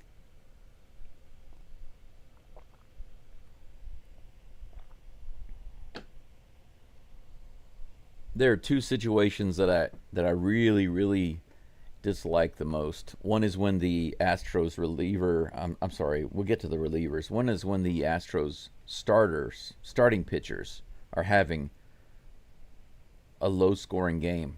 You know, they give up like 1 run or 2 runs.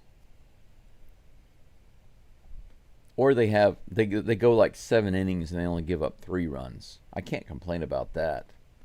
But let's say they go 6 innings, 7 innings, they only give up 1 or 2 runs, and the Astros don't score anything. That's really disappointing. The other time that I'm really disappointed is when the Astros starting pitcher does really well. They go at least 5 innings and they give up nothing, like 1 or 0 runs. But then the relievers come in and blow up the game. That's second most disappointing thing. Doobie at the plate. He's 1 for 1 today with a single. The count is 0-1. That's what I meant to say. Crispy asks, how do we remain positive in these difficult Astros times? It sounds like a philosophical lament.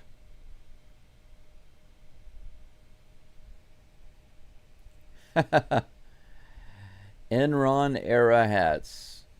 These hats have to do with something. I can't remember what it is. Maybe it's a Hall of Fame weekend. Maybe that's what it is.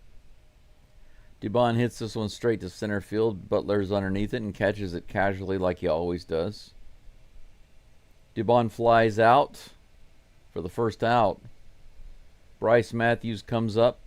Now, Jacob Lopez has pitched 78 78 tosses in this game. The 79th coming to Bryce Matthews. I think he can crank one into the Crawford boxes. Let's do it, Matthews. 89 on the outside. Fouled off for strike one. Hey, Fox at Bat. Good to see you. Thanks for being here. Here comes the 0-1 pitch. Right in there. Strike two. 90 miles an hour. The one you should be swinging at is right there, man. Right there. 0-2 with one out, nobody on. Come on, Matthews. High. Good take. 1 ball, 2 strikes.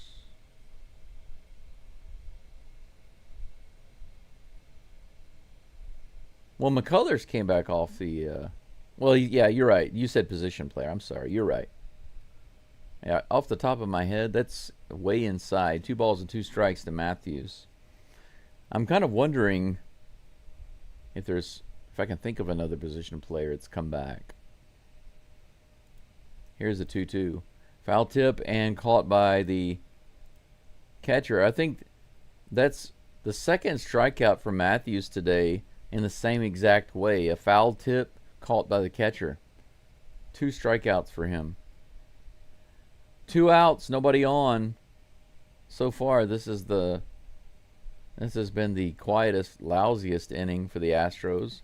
Cooper Hummel at the plate, batting 158. He crushes this one to center field. That's all the way back to the wall, and it's caught right at the wall. Right to the base of the wall. Hummel went over 400 feet with that one. Butler didn't really have to jump for it. He jumped for some reason. I guess he thought he was going to be against the wall there. Hummel was upset about that one, so he drove it pretty deep. He pummeled it, but he didn't pummel it hard enough. Out number 3. Astros just came short of tying this game on a Hummel pummel, but it turned out to be a ho-Hummel.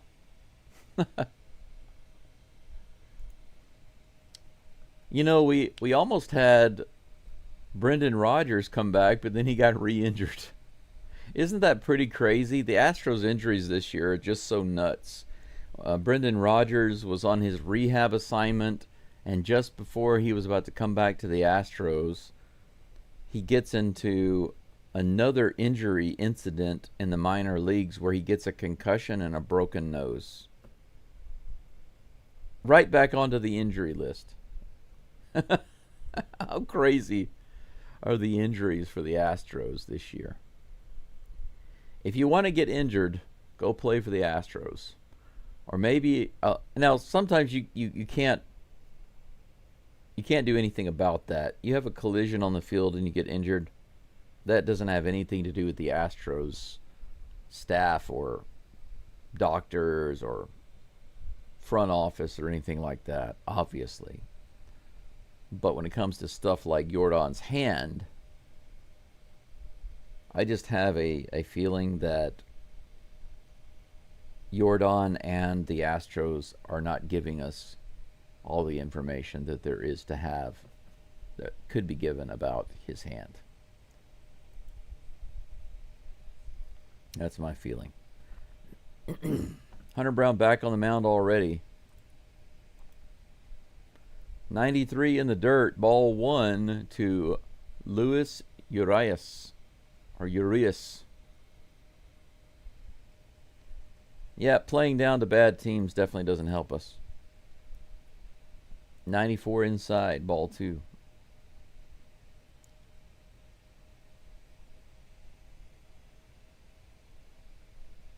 Here comes the 2-0 pitch. Fastball down the middle. No. Change up inside. 3-0. 3 straight balls. Nothing competitive so far. Yeah, go have a 4-game series in Houston. You'll come away feeling like a World Series champ. A sweep. We swept the World Series in Houston. Finally a pitch in the zone. The 95-mile-per-hour stinker. 3 balls and 1 strike. You know, it's silly because I don't buy into the fact or the idea that the Astros always play down. That's in the zone, 94 miles an hour for strike two, a full count against Urias. I don't actually buy into the fact that the Astros are deliberately or subconsciously playing down over and over and over and over again. Fouled away by Urias, count stays 3-2. Sometimes you can lose your focus and do that. But a team that always does that, or seems to do that consistently, I don't buy that. So what is the problem? I don't know the answer. But I've played so many sports in my life. Another foul ball by Urias. The count remains 3-2. Brown is up to 85 pitches with this next delivery. Long delay there, and here comes the toss. This is hit to Matthews, and he picks it up. Matthews scoops it up and plays it over to first base for the first out. But I've played many sports, and I've been in many situations and in many games. And we played those teams where we just like, we can definitely beat this team. And we've struggled because we beat ourselves. We allowed them to beat us. Butler's at the plate, takes that first pitch for a strike, 97 miles an hour. But we never did that every single time, right? 89 miles an hour on the outside edge, fouled away for strike two. And it's also different with baseball, guys, because you're constantly playing games, you know, day after day after day. You're constantly playing games. How could you be playing down to teams every single day that you know can beat you? If you're not on your A game, they can beat you. 95 up and in for ball one. 1-2. That's the thing. They got to remember, this is the MLB, right? Any team can beat you on any day. So you have to bring your A game every day. Here's the pitch. High, way high.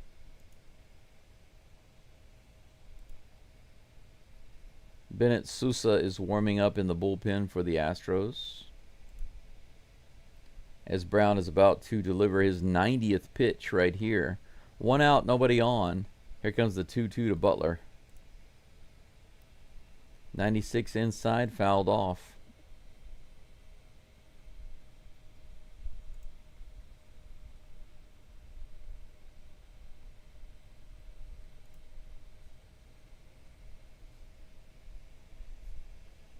Here comes the 2-2 pitch. In the dirt, ball three. Full count.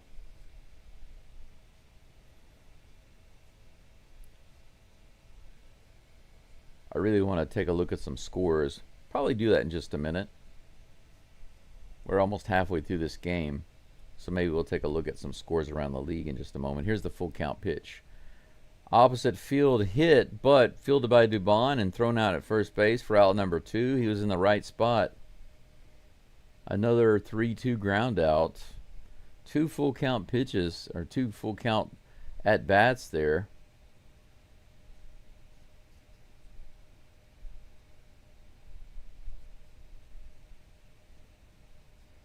They're comparing Jordan's first 66 games of his career versus Nick Kurtz. They're kind of even.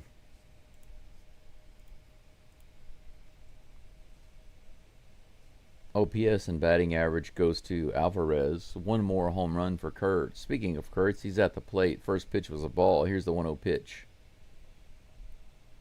Low below the zone. 2-0. No, they called that a strike. Wow. The umpire gave us one back. Kurtz takes a little time out there. 1 ball, 1 strike. He's 6'5", and that one was basically at his ankles. Here comes the 1-1 pitch. Low and inside. 2 balls and 1 strike. Most extra base hits through the first 66 games of their career. Nick Kurtz with 43, Alvarez with 41, and both those guys are in the top 5. That's crazy. Single to the right side. Kurtz gets a hit on the 2-1 pitch. Brown will continue for a little longer. He's at 96 pitches. That one just barely gets through. Matthews can't quite get to it. You can see right here he dives for it. Maybe less than a foot from his glove.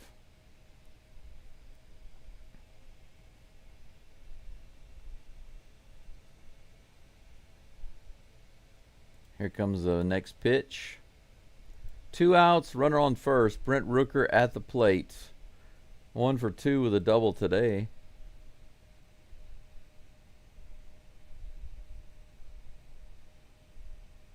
"97 pitches.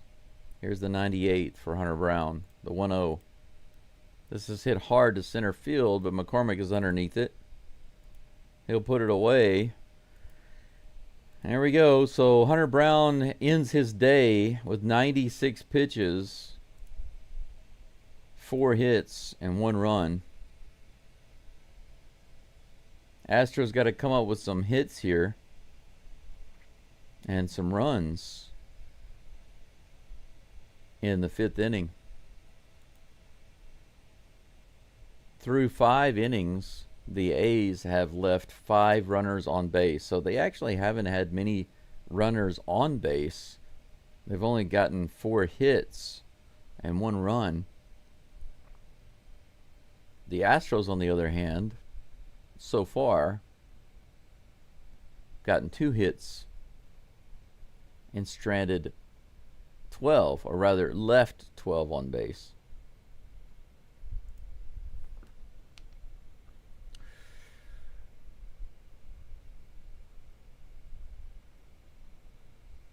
Yeah, that first comment that you made there, shrewdly, is exactly right. Shrewdly says that the Astros are just limited right now. That's a very good, accurate way of looking at it. It's not negative. It's not anything. It's just a fact. It's just a fact. That's one of the things I wish that a lot of fans would remember. There have been a few guys to come into my chat that are Astros fans, but the way they talk is so unbelievably negative that I just have to keep reminding myself to just ignore them. Ignore them. Don't engage with them. But the thing is, I don't like them spreading their negativity in the chat. Because, for example, in this game, in the very first inning, Hunter Brown gave up a double, and because of the way the ball bounced off the wall, it enabled Kurtz to score. That's the only reason why they're up 1-0. These guys would be like going bonkers about how, the Astros are going to get blown out again. They, even when something good happens, they have to spin it in a negative way. They always do that. So I got to limit those guys. Zach Short at the plate. Took the first pitch for ball 1. The next one is right in the zone. 90-mile-per-hour fastball. 1-1. Lopez still in the game at 86 pitches. Here comes the 1-1 to Short. High and outside. 2 balls and 1 strike. But look how many minor league guys we have up there right now that aren't really ready yet to be there. Swinging a foul ball with that changeup right in the zone. 2-2 is the count.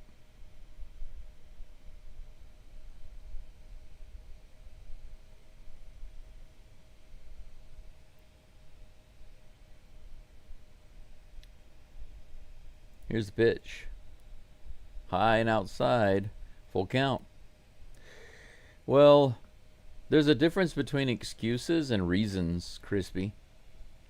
Excuses are not acceptable, but reasons are. But the fans come up with excuses and stuff all the time. But here's the 3-2 pitch. Did he hit him? That was off his bat.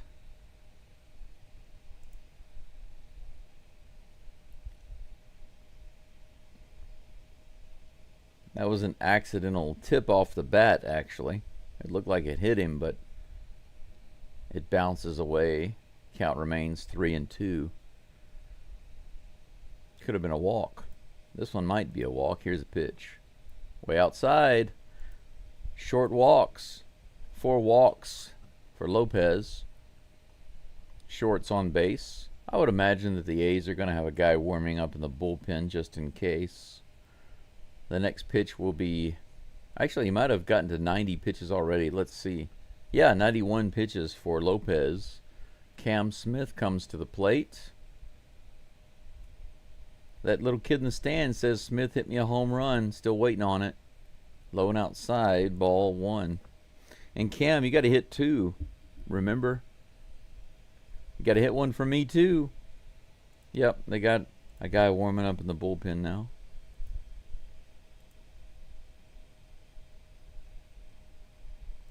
Now Langoliers is going to take a stroll out to the mound and slow it down a little bit.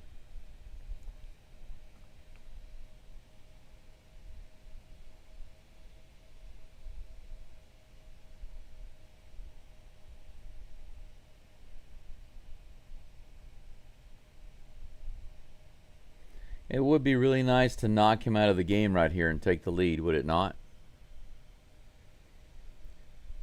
Crispy, focus on the positive. Instead of saying, please don't do this, instead of that, saying, do this. Get an extra base hit, for example. 1-0 is the count to crank it up. Cam. Here comes the pitch from Lopez. No, he goes over to first base instead. Don't know why. Short was back easily. He didn't have a big lead.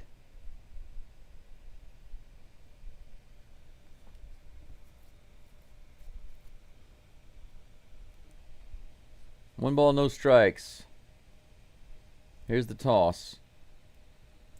Inside, did he go? Yeah, it was pretty obvious. 88 miles an hour, kind of a half swing by Cam. 1-1.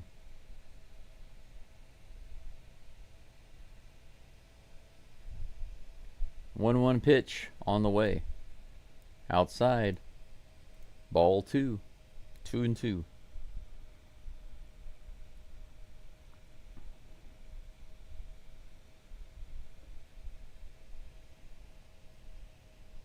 Short at first base with no outs. 2 balls and 1 strike to Cam Smith. Lopez on the mound. Here's his 95th pitch. This is high in the air. It's going to be playable on the inside. Yeah. Little infield hit. On the inside. I meant on the infield.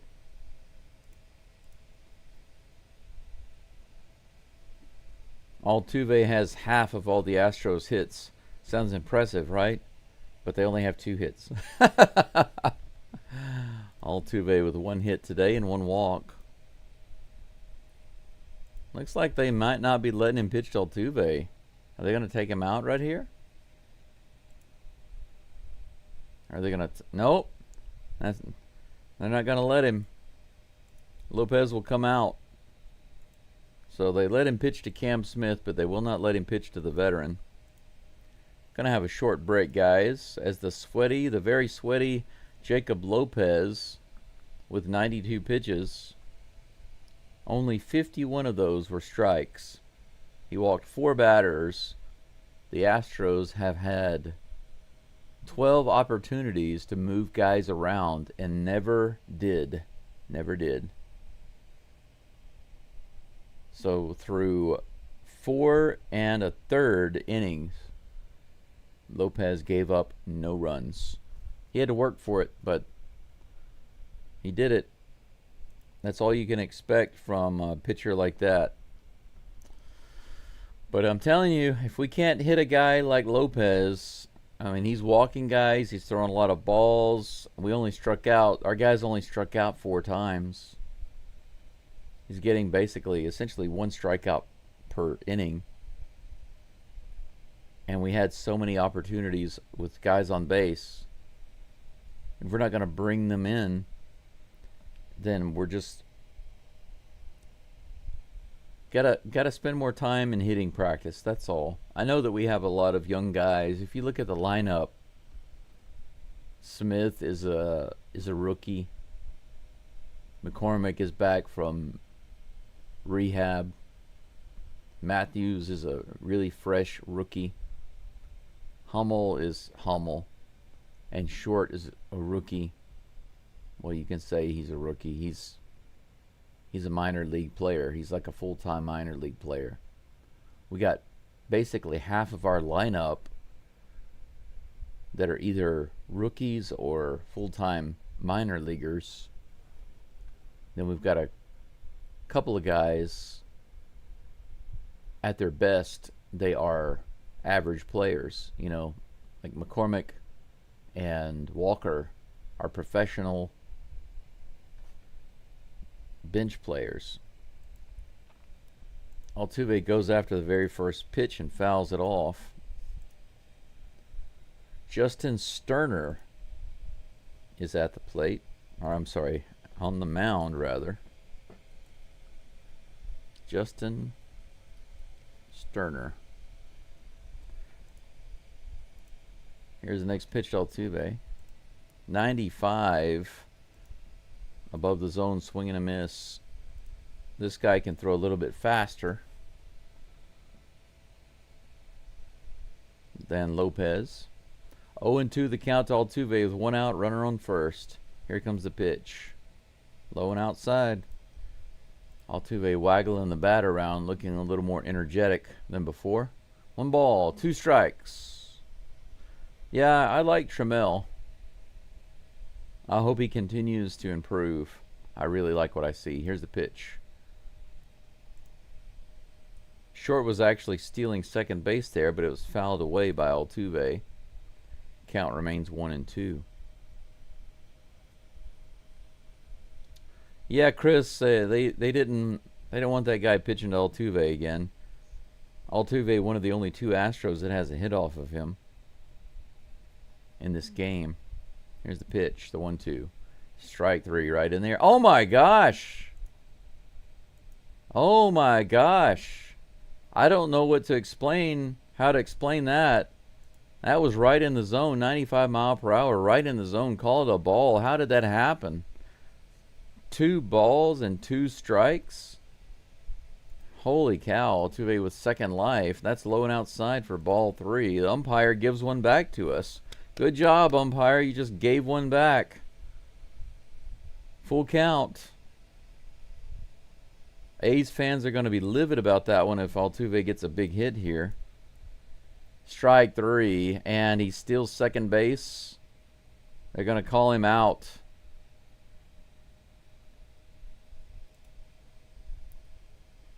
They're saying that he came off the bag and it's a double play, but Short was saying he pushed off the bag. Short says he was pushed off the bag. Astros are not going to challenge it. Espada's not going to challenge it. Short is adamant that he was safe. Paris Chica's going to have to come all the way out there and have a chat with him. We're going to take a look at the replay here. He misses the tag there. There is no clear tag there.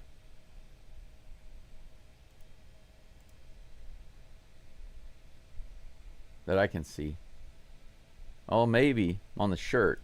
But then he comes off the bag and he gets back and he says he got you right here, you're out.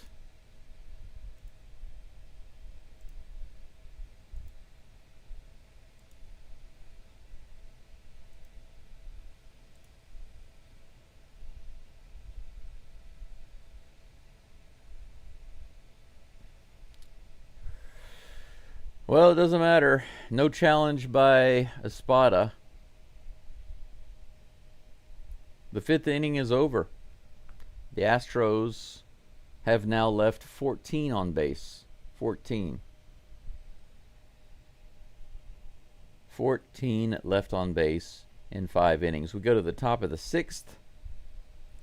Looks like Bennett Sousa is going to be on the mound for the Astros.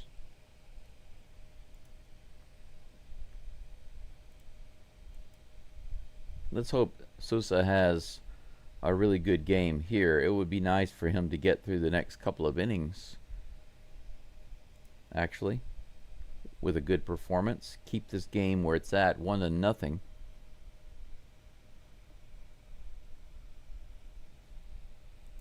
I want to kind of take a look at some scores, see what's going on around the league. Anything of note? The Rangers leading the Braves 4-3 in the 6th. Dodgers losing to the Red Sox in the 6th 4-2. That's nice. Mariners don't start until later. The Stankies lost to the Phillies 9-4. That's cool. Blue Jays beat the Tigers 6-1. Blue Jays continue to add to their lead. Sousa on the mound facing Langoliers. 86 miles an hour right in there. Strike one. Crispy, the positivity is not in the game. It is in you. Here's the pitch.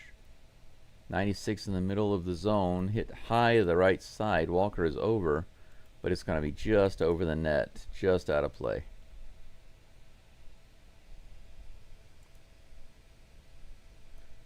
Oh, and 2 is the count to Langoliers. Sousa on the mound for the Stros.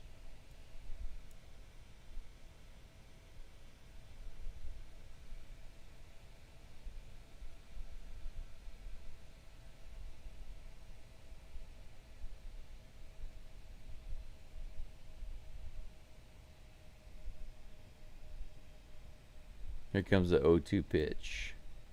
In the dirt, ball 1. 87 mile per hour slider. Crispy, look at the lineup, bro. Look at the lineup. We can't do this. We stare at strikes. We can't steal. We can't do this. We can't do that. Come on. Here comes the 1-2 pitch. Outside. 86 mile per hour slider. Quite a few inches out of the zone. 2-2 is the count. We've got 18 guys on the IL. We've got tons of minor leaguers in and rookies. Here's the 2-2. Too low. 96 miles an hour. A couple of inches below the zone. Full count against Langoliers. But despite all of that, we're still 5 games in first place in the division. So be positive about that. This is hit hard to left field all the way out to the wall, and that's gone into the Crawford boxes. 2-0. Langoliers with a full count home run off of Bennett Sousa. And this is what I'm talking about. My issue recently has been with relievers taking the Astros out of the game. This pitch was right down the middle. No movement at all. That ball went straight in. And it was hit straight into the Crawford boxes on a line drive. 2-0. Tyler Soderstrom at the plate now. 86 miles an hour inside. Ball 1.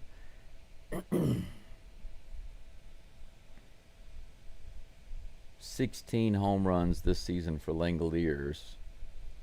Here's the 1-0 pitch. That's right in the zone. An 86 mile per hour slider. 1 ball, 1 strike, fouled away.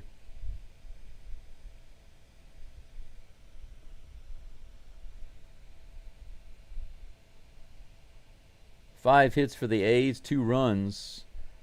2 hits for the Astros, no runs. Here comes the 1-1 pitch. 95 on the inside, hit out into left field. Hummel's underneath it, puts it away for out number 1. Miguel Andujar will be back up to bat in just a moment. His last at bat, he had a single on his very first pitch.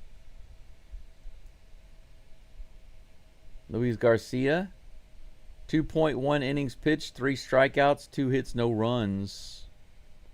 1 walk, 46 pitches. Not too bad. He's coming back. 95, a little high to Andujar. Ball 1.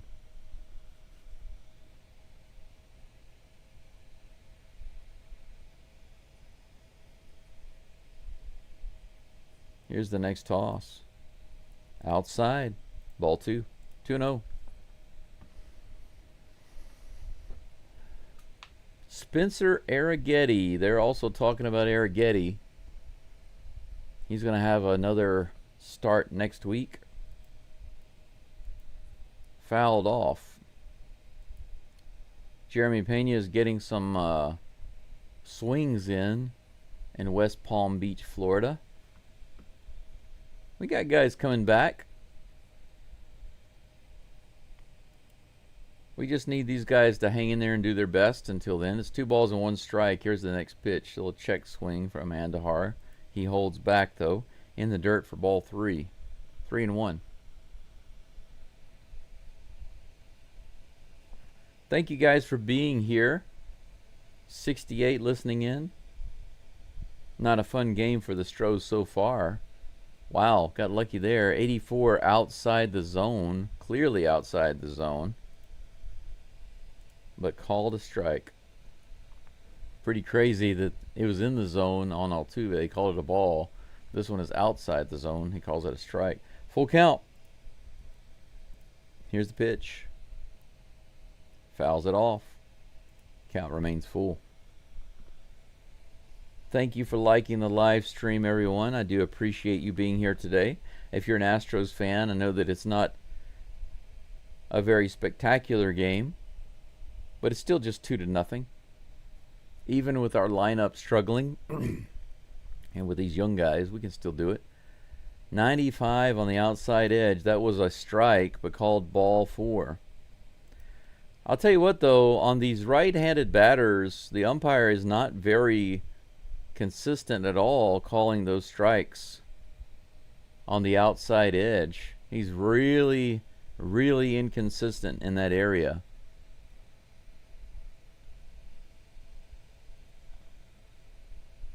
Cortez will not be at the bat for the A's. They're going to have a pinch hitter in just a moment. Diaz is out to talk to Sousa. There's 1 out. Nobody on. Solo home run so far this game, and now we have a runner on first. Solo home run this inning, that is. 2-0 is the lead.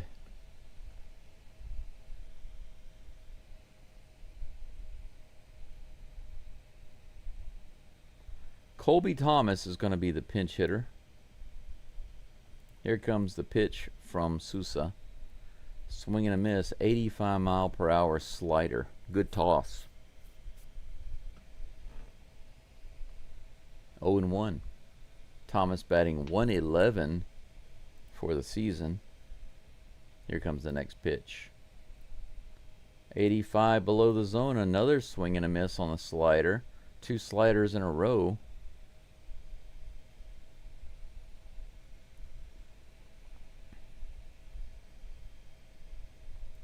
Here comes the 0-2 pitch. In the dirt. He tries another slider. But that was way too low. 1 ball, 2 strikes. Sousa gets a new ball. Gives it a little love. Whispers some sweet nothings into its ear. Here comes the 1-2 pitch to Thomas. Little outside. 2 balls and 2 strikes.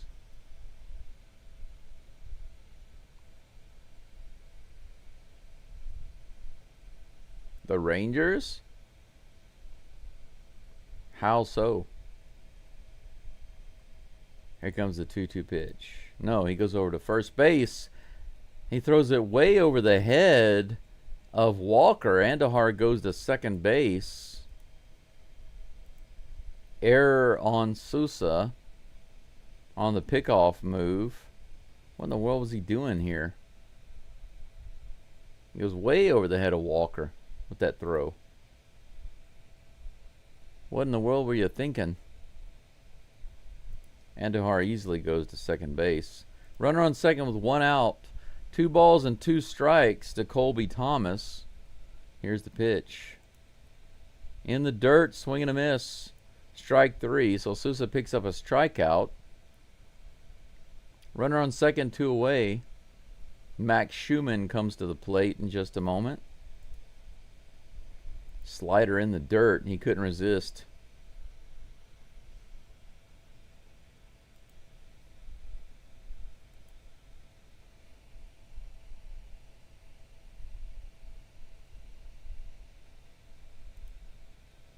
Here's the first pitch to Schumann. I'm sorry. Oh, yeah, that is Schumann. That's right. High and inside, ball 1.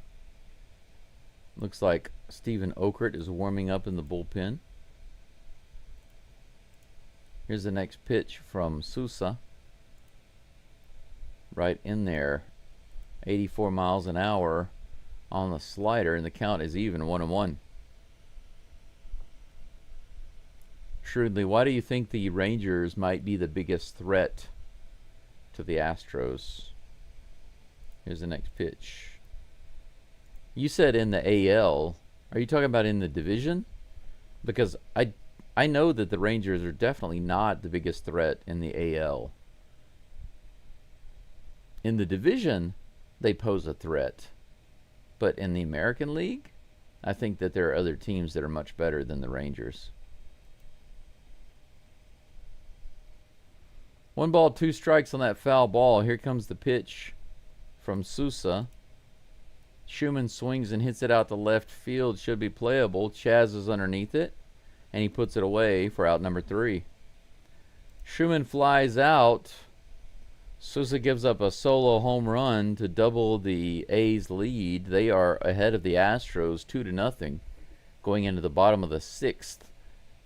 The Astros will be facing another pitcher. It's unclear whether or not it's still going to be the same one that they brought in, Justin Sterner.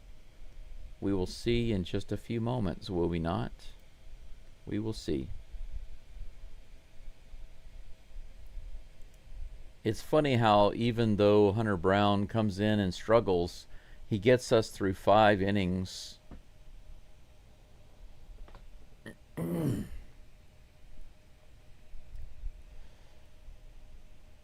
With 1 run that he gave up in the first inning. And even that run was a little lucky because of the way it bounced off the wall.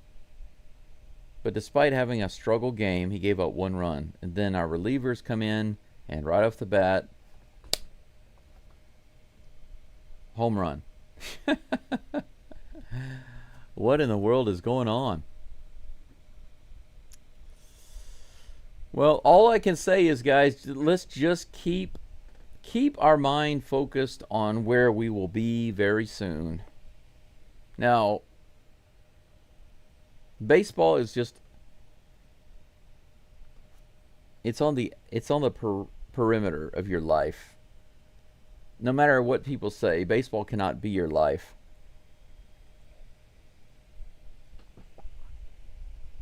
And I'm talking about fans.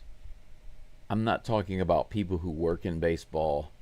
I'm not talking about people who play baseball, as a job or full-time or whatever. That's not what I'm talking about. And when I say it's not your life, we're talking about your purpose. Your purpose in life is not baseball. Christian Walker is at the plate. He rips the first pitch down the line all the way out to the wall. This is going to be a double for Walker. He's headed to second base. All right, standing double for Christian Walker on the very first pitch. Justin Sterner appears to still be in the game. Walker over Sterner. There we go. Slider right in the middle of the zone, right across the waist. No movement at all on that ball. Perfectly placed down the line. Great hit. Got ourselves a leadoff runner at second base. Now we're cooking with gas. Diaz is at the plate. First pitch is outside, 92 miles an hour, ball 1.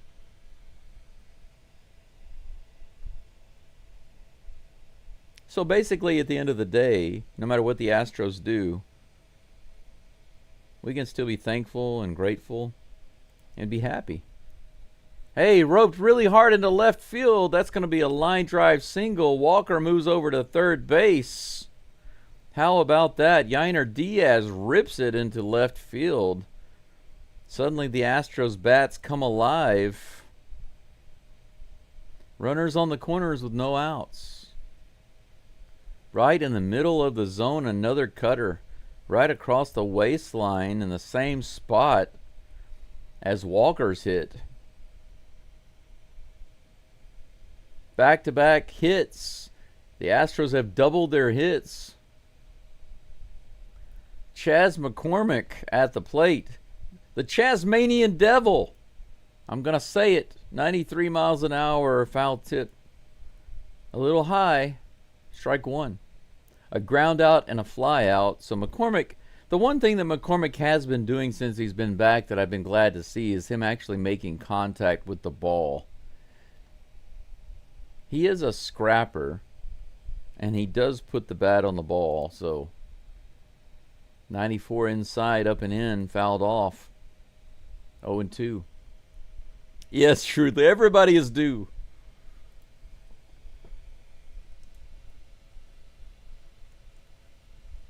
How about this? Astros are due. Here comes the 0-2 pitch to Chas.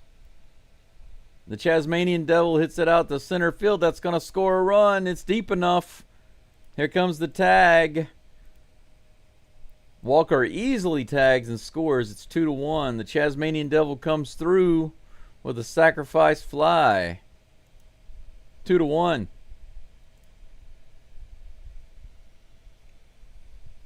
We are one run away from tying up this game.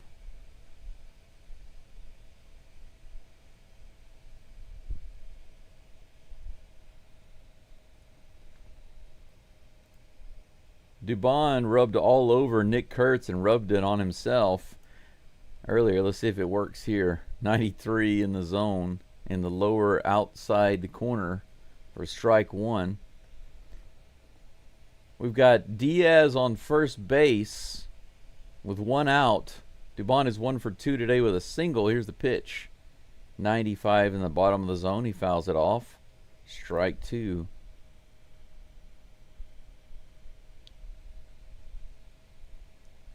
Matthews is due. Doobie's at the plate. Here's the pitch. He hits this hard to left field, but it looks like it's going to be playable. It is. Soderstrom comes in and grabs it. Diaz stays on first base, out number 2.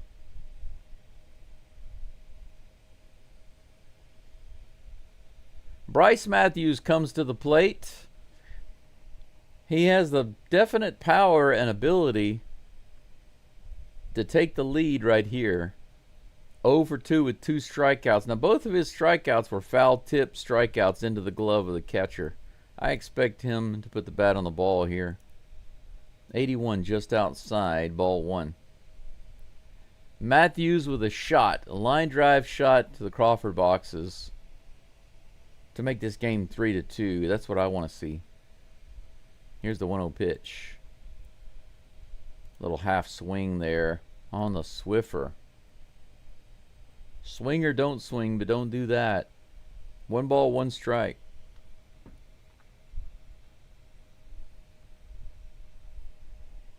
Here comes the toss. Hit high in the air, and that's going to be an infield fly ball. Schumann has a little trouble with it, but he's able to find it and make the play. Bryce Matthews flies out to the infield. Better than a strikeout, but the Astros get 1 run on the board from a sacrifice fly by one Chasmanian Devil, Chas McCormick. 2-1, 4 hits now for the Astros. They only had 2. That was not a bad inning. 2 hits and 1 run. That's a phenomenal inning for the Astros so far. All right, you know we got to be excited for that.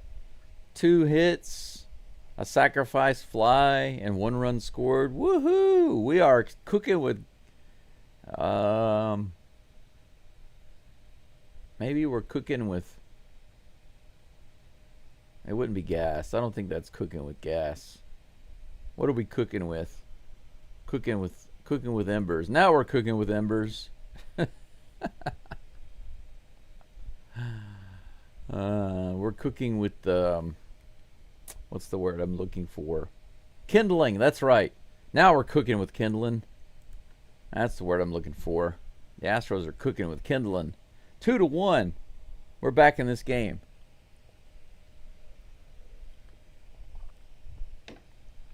Sousa at 25 pitches. We will see if he's still in the game. Most likely he will be. That's right, Crispy. Just 2 more sacrifice flies, or maybe a fielder's choice. That's what we can do. We can do a sacrifice fly and a fielder's choice to get back in this game. That's all we... No, wait. How about a hit by pitch, a fielder's choice to move the runner over, a sacrifice fly to get him... a bunt. A bunt to get him over to third base. We have all these options, right? Casey, that's funny. The printer is ready and the tray's full, Chief. Hit print. Let's hit print.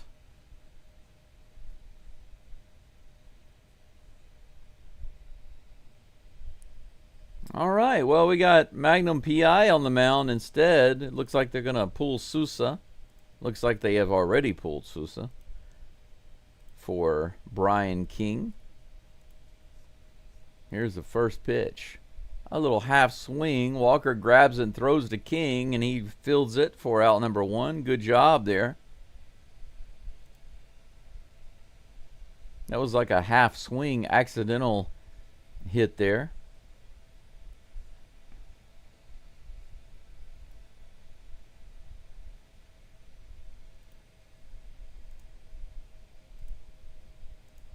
Good teamwork there. Lawrence Butler at the plate with 1 out. 92 just above the zone for ball 1.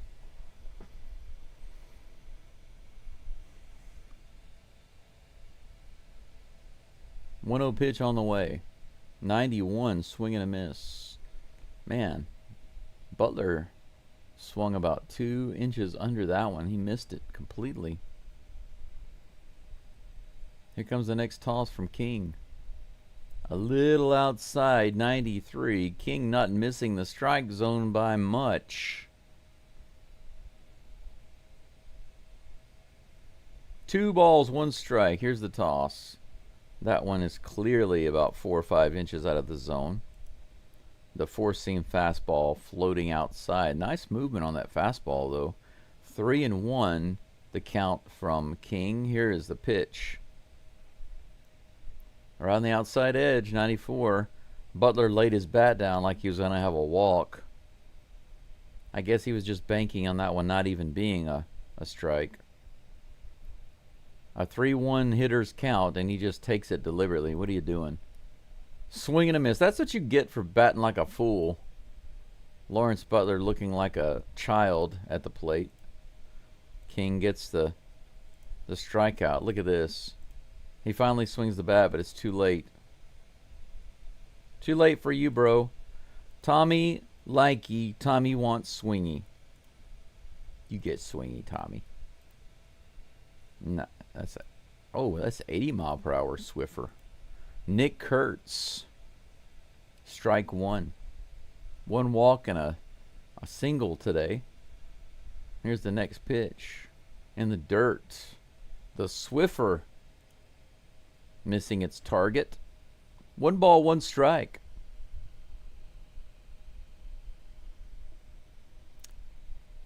He's got the hair and the stash, doesn't he? Wow. The Swiffer again, this time too far inside. 2 balls and 1 strike. Magnum PI is our guy. Come on now. Come on now, King. Pull out that gun. Pull out that big Magnum. And show Kurtz who's the boss. Here comes the next pitch from the lefty. Right in there. 81 on the inside edge. That Swiffer found the mark. King just found his Swiffer. 2 balls, 2 strikes. 2 outs. Come on. Let's pick up this K right here against Kurtz. K stands for Kurtz. That's right. Brian King, Magnum PI. Look at him. He's arguing with the umpire. You be quiet, rookie. Go sit down. But I'm a home run hitter. I don't understand. I'm supposed to hit it out of the park. I hit 4 yesterday. I'm supposed to... you can't do that. Wah. Big baby. Magnum PI, baby. Magnum PI gets it done. Talk about cold. Man. Tommy likey. Tommy wants swingy against Curtsy. You get it, Tommy. Courtesy of Magnum PI, baby. Yeah, you're right, Crispy. Evening to you, Eric. Thanks for coming in. Crispy, you're so right. The A's team is so cocky, crying about... Even the rookies. Kurtz is a rookie. And he's already acting entitled. That was clearly a beautiful pitch. Clearly a beautiful pitch. And he just can't accept that somebody like Brian King is going to come in and blow his doors off. That's what you get. Yeah, he wasn't playing DeLine. Did you see that serious look on his face when he was coming off the field and he and Diaz came over and hit gloves, man? His jaw was clenched. He was locked in, man. That's the reason why I like King, is because, man, he's intense. He's intense. We go into the bottom of the 7th, guys. 5 hits for the A's and 2 runs. 4 hits for the Stros and 1 run. So I guess the Astros just need 4 more hits this inning so they can get that extra run. But I think that if we can get 6 hits, maybe we can get 2 extra runs this inning. Check out this stat, guys. Since 2017, highest AL West win percentage. The Astros at 627. The Mariners in second place at 531. We're destroying the second closest winning percentage in our division. 0-1 to Cooper Hummel. Here's the pitch. High, swing and a miss. Sean Newcomb is in the game. There's a new pitcher on the mound for the A's. Sean Newcomb. Let's nuke him. Let's nuke him. 0-2 pitch to Cooper Hummel. He takes strike 3. Good job, Hummel. Who wants to swing the bat when you got a pitch right down the middle? 83 mile per hour slurve. Hummel goes down on 3 pitches. Thank you, Cooper Hummel. Cooper Hummel's batting average now is almost at 150. It just keeps going down, down, down. Here's the pitch. Right in the zone. Short, swings but misses. Can't blame you for swinging, but I can shake my finger at you for missing. Here's the 0-1 pitch. He bunts this one in the air, and luckily it's not caught. Goes foul. Not a bad idea, but now you're down 0-2. You should have done that on the first pitch.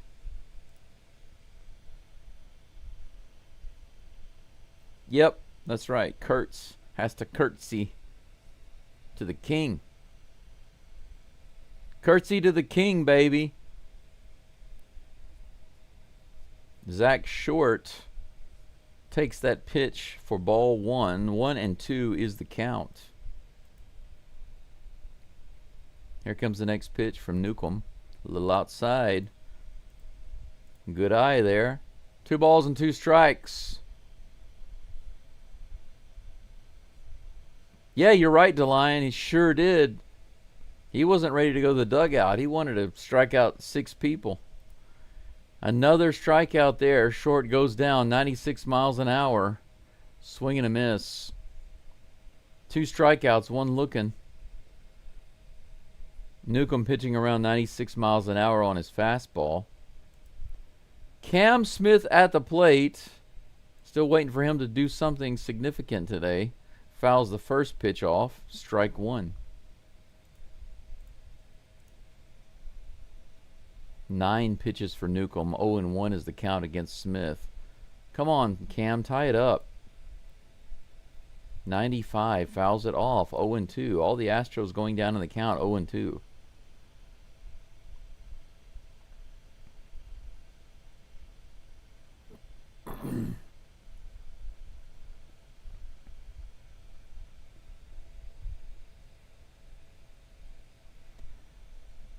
Eric, oh, here's the next pitch. The 0-2 is right in there. Cam Smith goes down looking just like Hummel. Are you kidding me? 3 strikeouts. 3 strikeouts for Newcomb. Hummel goes down looking. Short goes down swinging. And Cam Smith goes down looking.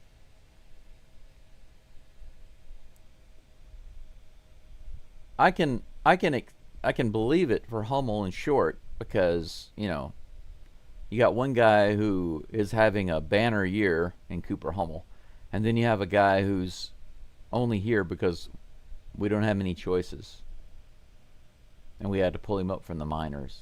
And then you got a rookie. But Cam Smith has been on such a terrible streak recently. About 33 at-bats and only 5 hits. His batting average has slid downhill so much. Cam Smith was leading the Astros with hits with runners in scoring position. He was batting like 375, 380 with runners in scoring position. Now he can't even get a hit.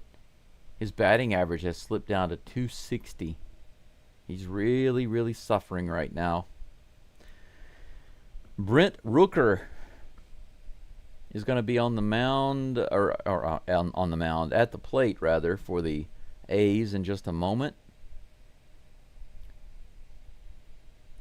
Top of the 8th coming up. Eric, you mentioned the Mariners playing the Angels. That's another team that they have to take seriously if they want to win.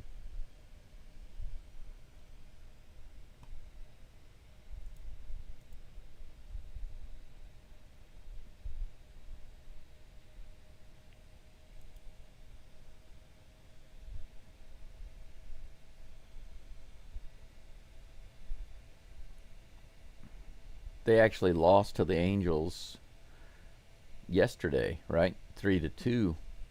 They won 4-2 in game 1, but this next game today, if it's a 3-game series, this next game will decide the series, right? Brian Abreu on the mound for the Stros in the top of the 8th. Come on, Abreu, let's shut this down. Let's show them what real pitchers look like. Here's a toss. Hit straight to Doobie, who goes to first on the very first pitch. Out number 1. That was a nice rip by Rooker, but handled by Doobie no problem. Through 45.1 innings, Abreu's ERA is 1.79 through 45 games. The swinging and missing has been there. Langolier's at the plate. A little outside, ball 1. Yeah, Dubon's got the glove. Here comes the 1-0. Little below the zone. 2 balls and no strikes. Yeah, they got to figure out a way to improve their batting. We really need them to hit right now. Outside, swing and a miss. 86 mile per hour slider. Good toss by Abreu.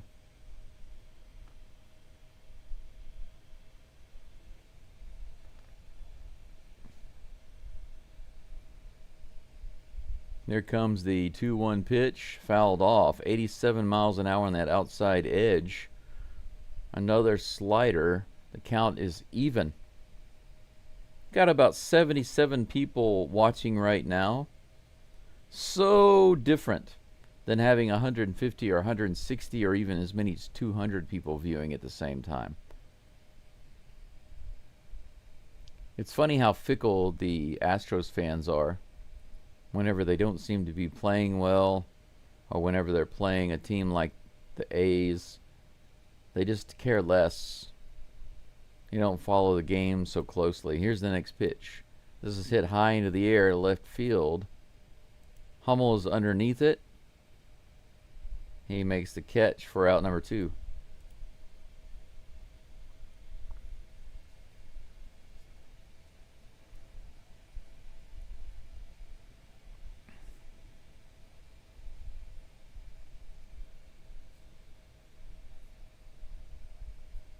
talking to Billy Wagner about his induction into the Hall of Fame. His story is pretty amazing. Very first pitch is tapped off the plate by Soderstrom. Abreu grabs it, tosses it over to Walker at first base to get the out. And just like that, 3 up and 3 down. Nice, easy inning for Abreu. Man, Brian King and Abreu coming in and shutting it down. They're not having any of it. Just 5 pitches, maybe 6. Maybe 6 pitches for Abreu that inning.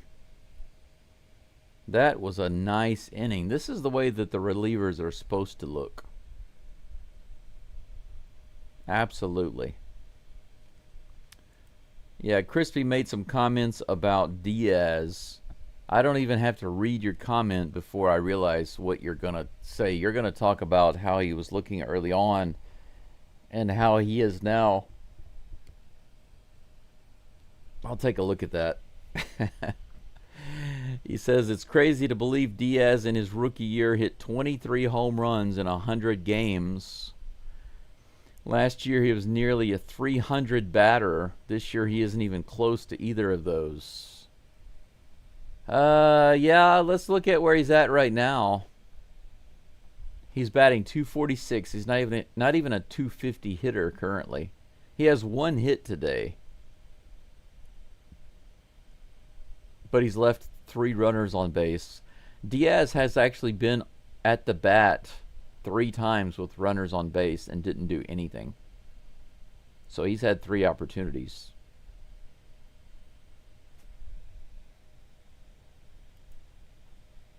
Let's take a look at his stats right quick. If I can get it to come up. Man, it's taking forever to load. Bad connection on the website. Probably have to come back to that. Altuve's at the plate, facing Sean Newcomb. Man, outside called a strike. This umpire is absolutely amazing versus right-handed batters on that outside pitch. Here's the next pitch. Low and inside, way inside and low. And Altuve's laughing about that one. He swings and misses it. Another 0-2 pitch. Newcomb has faced 4 batters so far, and every one of them have started off 0-2. Here comes the 0-2 to Altuve. 97 on the outside. He goes after that one and fouls it off. Probably a good idea to swing at that one, Altuve. If you let it go, you know he's going to call it a strike. If it's in the zone, he won't call it. If it's out of the zone, he will call it. 0-2 is the count. Here's the pitch.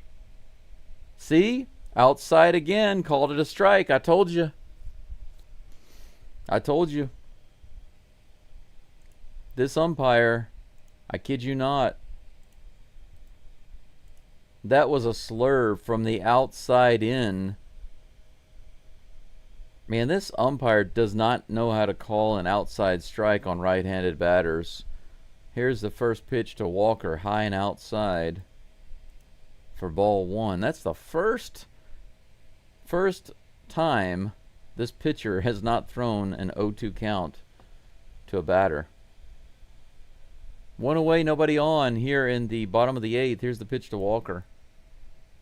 A little outside. I can't believe he called it a ball. I can't believe it's not baller. Hector Neris and Josh Hader are going in the bullpen. Here's the pitch. 97 in the bottom of the zone. Called a ball. Okay. I'm telling you, this umpire makes no sense. It's in the zone, he calls it a ball. It's out of the zone, he calls it a strike. It's a coin toss. Here's a 3-0 pitch. Outside, look at that. Suddenly, Newcomb throws 4 straight balls. Now, of course, a couple of those were because of the umpire. Yeah, it sucks when he's not calling it your way, right? Welcome to our world. We were just talking about Yainer Diaz, right? Yainer Diaz has 2 fielder's choices and a single today. His single was a nice line drive shot to left field.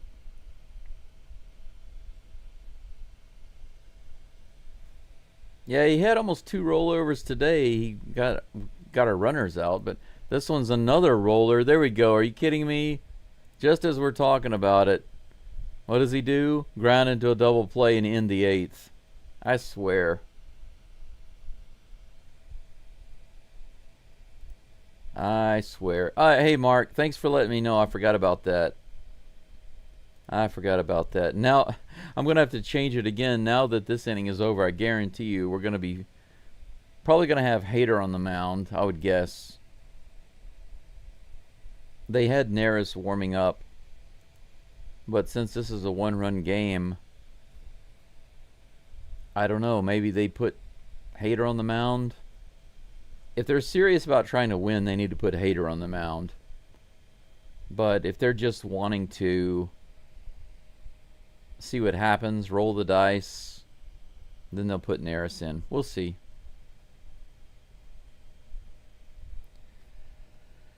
As it stands right now, we're going into the top of the 9th, guys. The Astros with an opportunity to walk it off because they have decided to score only 1 run through 8 innings. Miguel Andujar is going to be at the plate in just a little bit, facing either Hader or Neris. 5 hits for the A's with 2 runs. 4 hits for the Astros with 1 run.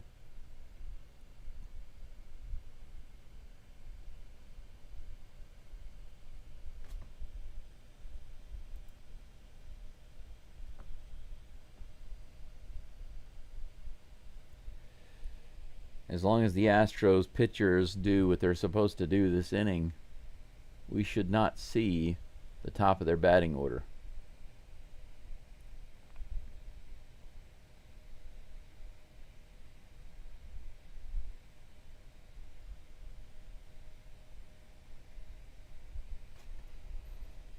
Sun is starting to go down at Daikin Park. And it is Neris on the mound, guys.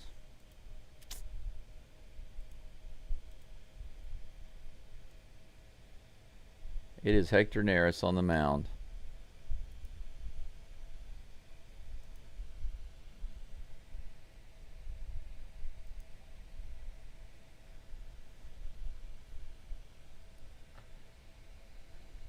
Miguel Andujar at the plate, 1 for 2 today with a single. Here's the first pitch from Neris. Low and outside, check swing. They say he did not go, ball 1. 80 people following along. Thanks for being here this late in the game. You're all solid fans. Like the live stream if you don't mind. Here's the next pitch from Neris. Swing and a miss. Good pitch. The splitter. 1 ball, 1 strike. I would challenge you, if you're an Astros fan, do your best to subscribe. Really trying to grow the channel and the community. This is hit high in the air, 88 miles an hour in the bottom of the zone. Bryce Matthews is back and able to put it away for 1 out.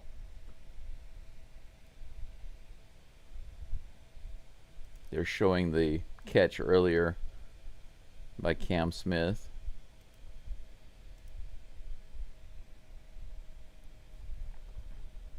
That was a Lawrence Butler line drive shot. Colby Thomas is at the plate on that outside edge, 91 miles an hour, a call to strike. You never know what the umpire is going to call on that outside edge. Here comes the 0-1 pitch. Little check swing, did he go? They say he did. Strike 2. Nice. Neris ahead in the count. Let's go, go, go. Here's the pitch.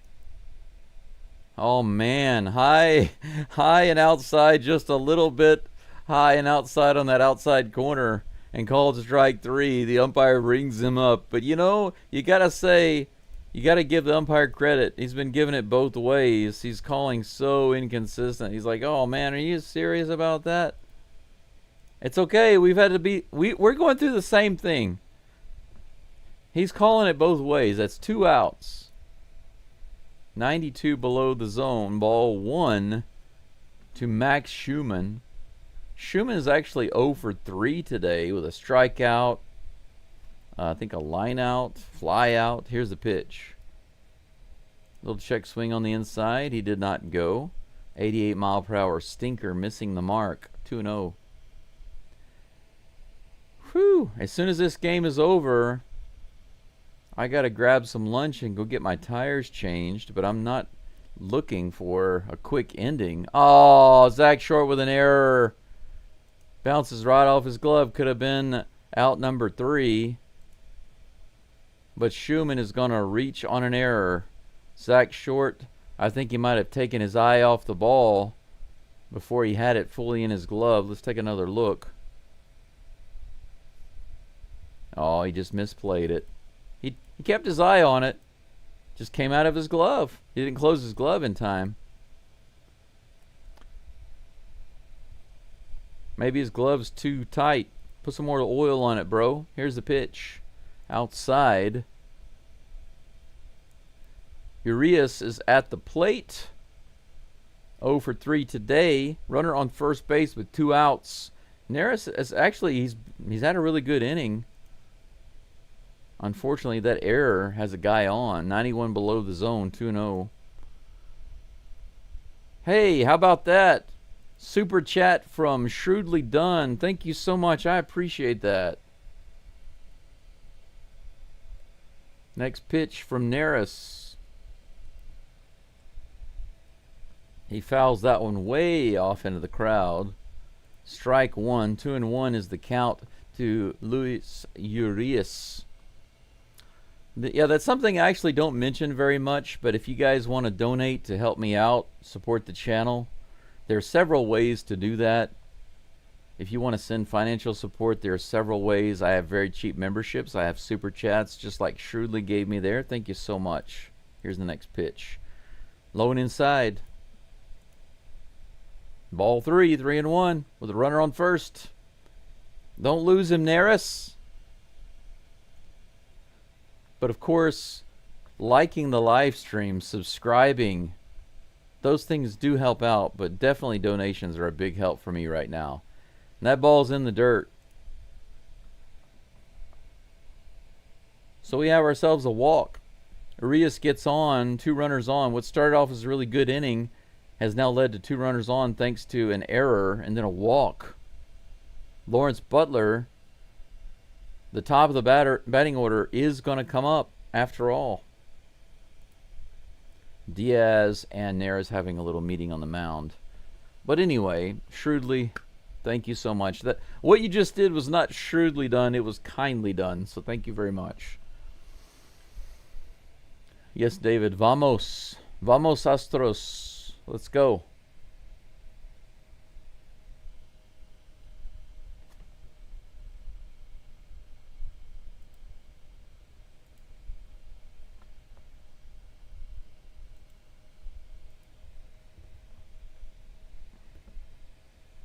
Lawrence Butler, 2 on, 0 for 4 today. Here's the toss. A little too far inside on the splitter. 1 ball, no strikes. We've got almost 100 people tuning in now, getting close to the end of the game. Here's the pitch. Swing and a miss, 83 at the bottom of the zone. Nice splitter. The count is even, 1-1. I guess we have a lot more people trickling in right here at the end of the game to see what will happen. It is a tight game, 2-1. Here's the pitch. Fouled off by Butler. 1 ball, 2 strikes.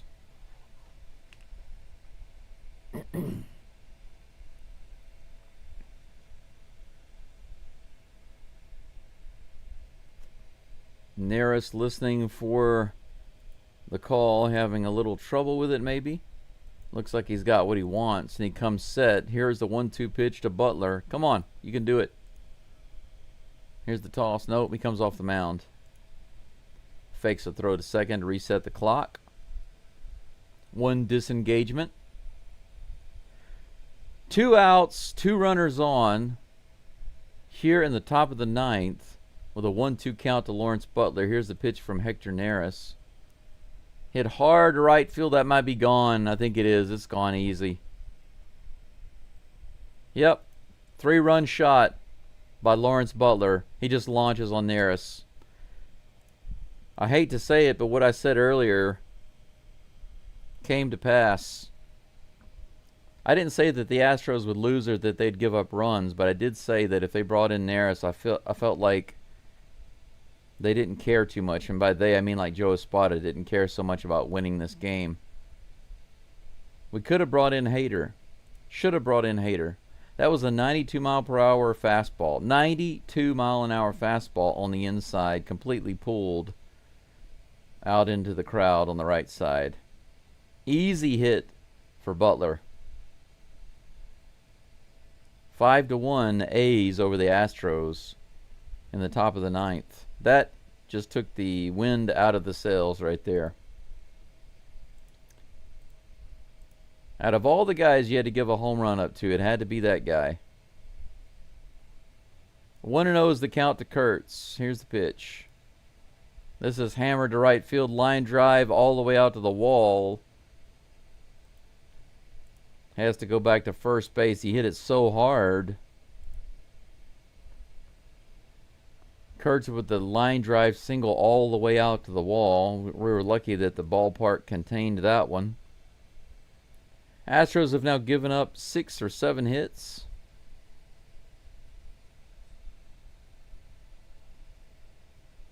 Kurtz with a couple of hits and a walk today.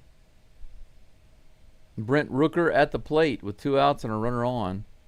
He rifles it down the third baseline. So Neris started off actually so much better than I thought he would. Short made an error on a ground ball that should have ended the inning. And then after that, Neris started to be what he's basically been this year. Again, 93 just a little outside. Ball 1-1. See you, Mark. Thank you for being here. And you're right. He's consistently inconsistent, right? He's consistently inconsistent. Here's the pitch. Low and in. 2 balls and 1 strike.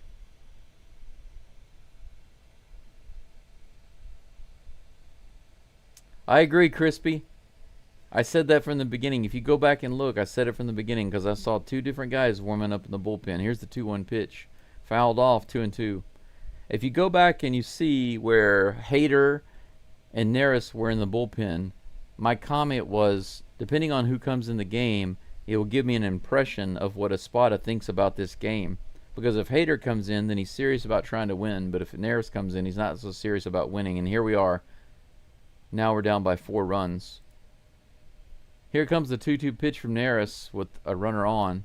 Swing and a miss. He finally gets the strikeout. The inning is finally over, but the damage has been done.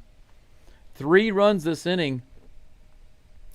What started off as what looked like a stellar inning for Hector Neris went downhill with the error by Zach Short. The Astros now have 2 errors this game.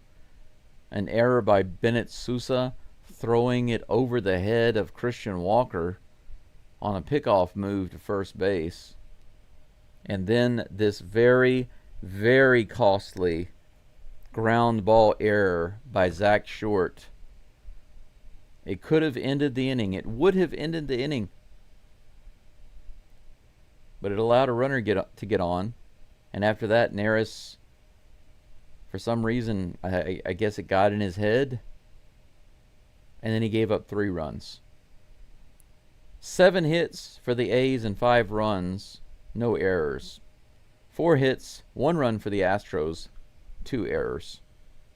Bottom of the ninth. This is our last opportunity. We need 4 runs to tie it, 5 to walk it off. If we could come back and win this game, it would be unbelievable. It would be talked about for a really long time. A really, really long time. But given the way that this lineup has been playing the past couple of games, we can't expect that. Can't expect that.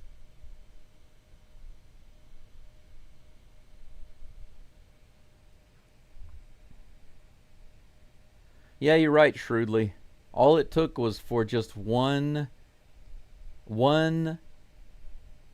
you could say, fundamental play. That was a fundamental play. I mean, the one thing that you do as an infielder, the one thing that you practice doing more than anything else, is taking a grounder and throwing it to first. Take a grounder, throw it to first. It's the most fundamental thing.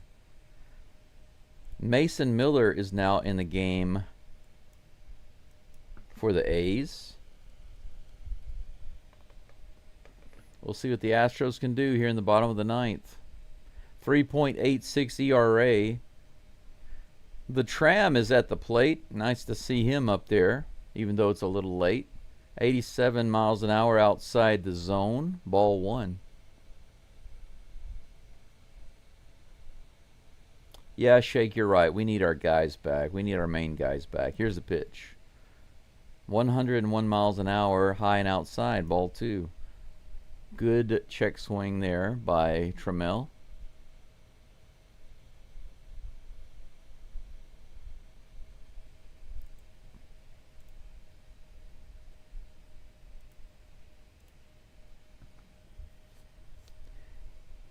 That pitch is called a strike. 2-1 on the Tram. Here comes the 2-1 pitch. High, 101 miles an hour. 3 balls and 1 strike. Yeah, Crispy, you said you can say that the pitching blew it. Well, actually, I don't blame the pitching. The pitching is the third thing I'd blame there.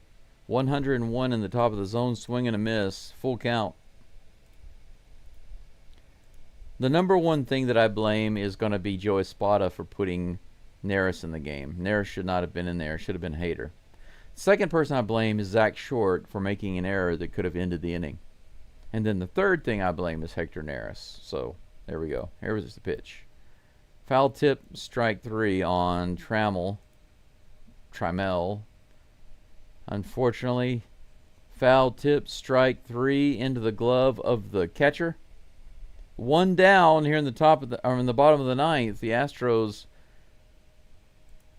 on life support at the moment. Doobie at the plate with 1 single today. Here's the pitch. He hits this one really hard to left field. Man, he cranked that one. That was gone, but it was just foul. Holy cow. That was a slider, and Doobie just cranked it. Holy cow. He launched that one. That was all that Kurtz that rubbed off on him earlier. Here comes the 0-1 pitch.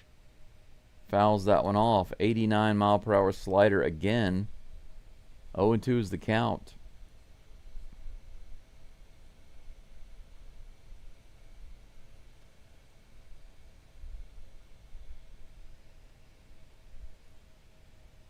No balls, 2 strikes. Pitch from Miller on the way. Doobie takes that one outside. 103 miles an hour for ball 1. 1 ball and 2 strikes.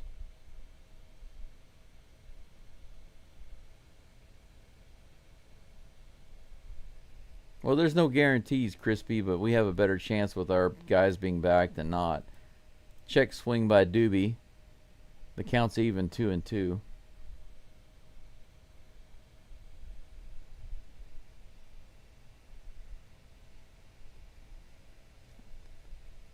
Here's a 2-2 pitch. Fouled off, 103 miles an hour. We get back Pena. We get back Myers. At some point, maybe we get back Alvarez. We get back some of our pitchers.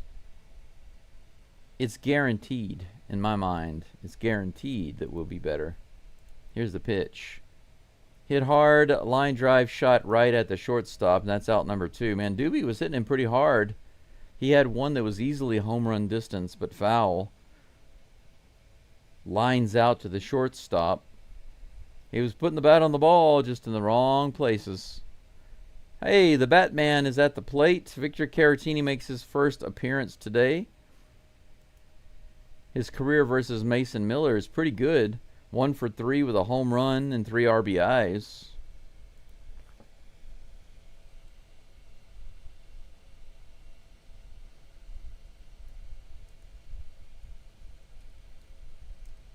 There we go. The Batman takes the first pitch for strike one.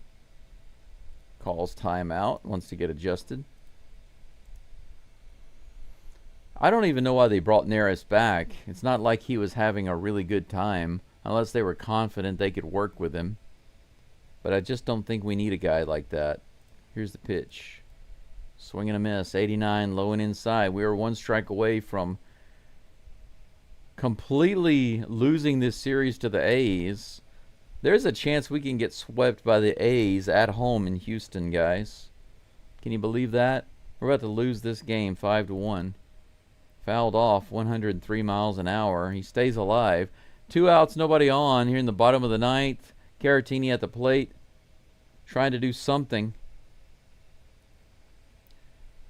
This crowd is dead. A lot of the seats are empty now. Everybody left after that home run. Here's the pitch. 103 right in the zone. Fouled off again.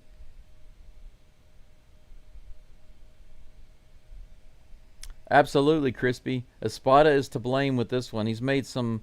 I mean, he's in a difficult position, but when you bring in Neris and that, I mean, what do you expect him to happen, really? Here's the pitch. Below the zone, good take. 1 ball, 2 strikes to Caratini with that slider. I mean, seriously, though, if I could talk to Spada, I would say, what did you really think was going to happen in that situation? I bet you he would try to deflect and point to the error. Fouled off on the left side. Is it going to be playable? It floats just into the stands. Man, you straighten a hit like that out, that's going to go out of the park. 1 ball and 2 strikes. The Batman fouling off a bunch of pitches. He looks like he wants to do something nice here. It'd be nice to come away with a little something extra. Here's the pitch. And he grounds this one over to the pitcher's side, or the first base side. The pitcher takes it, rather. And that's going to be it. Caratini grounds out to the right side. The A's win this one with 7 hits and 5 runs. The Astros, 4 hits, 1 run. That was a tough game. I'm sorry, guys. I'm just the messenger. Thank you, Shrewdly, again for your super chat, sir. Thank you very much. And thank you to the rest of you. Texas Dave, nice to see you. Sorry about the result. And thank you to everyone else for being here. Crispy, Shoot, John, and Charles, Shake, Mark, and David. Who else am I missing here? DeLion, Eric, Casey. Anyone else I'm missing? Chris, didn't hear from you too much, but I know that you were hanging around. Thank you for being here again, as always. Fish-Eyed Fool, thank you for hanging out and being here. Niharika, thank you for being here. Juan, thank you. Let's see, John Cash. Caesar, also, thank you for being here. Long-time member, long-time subscriber, rather. And let's see here. Sweet Richard, I heard from you way earlier, and I missed that somehow. But thank you for being back. You've been here for a while. Mel, thank you for being here. And let's see, anybody else? A couple of guys that were throwing some negative comments around. I'll ignore them. Drambam, thank you. And let's see, anyone else am I missing? Braden.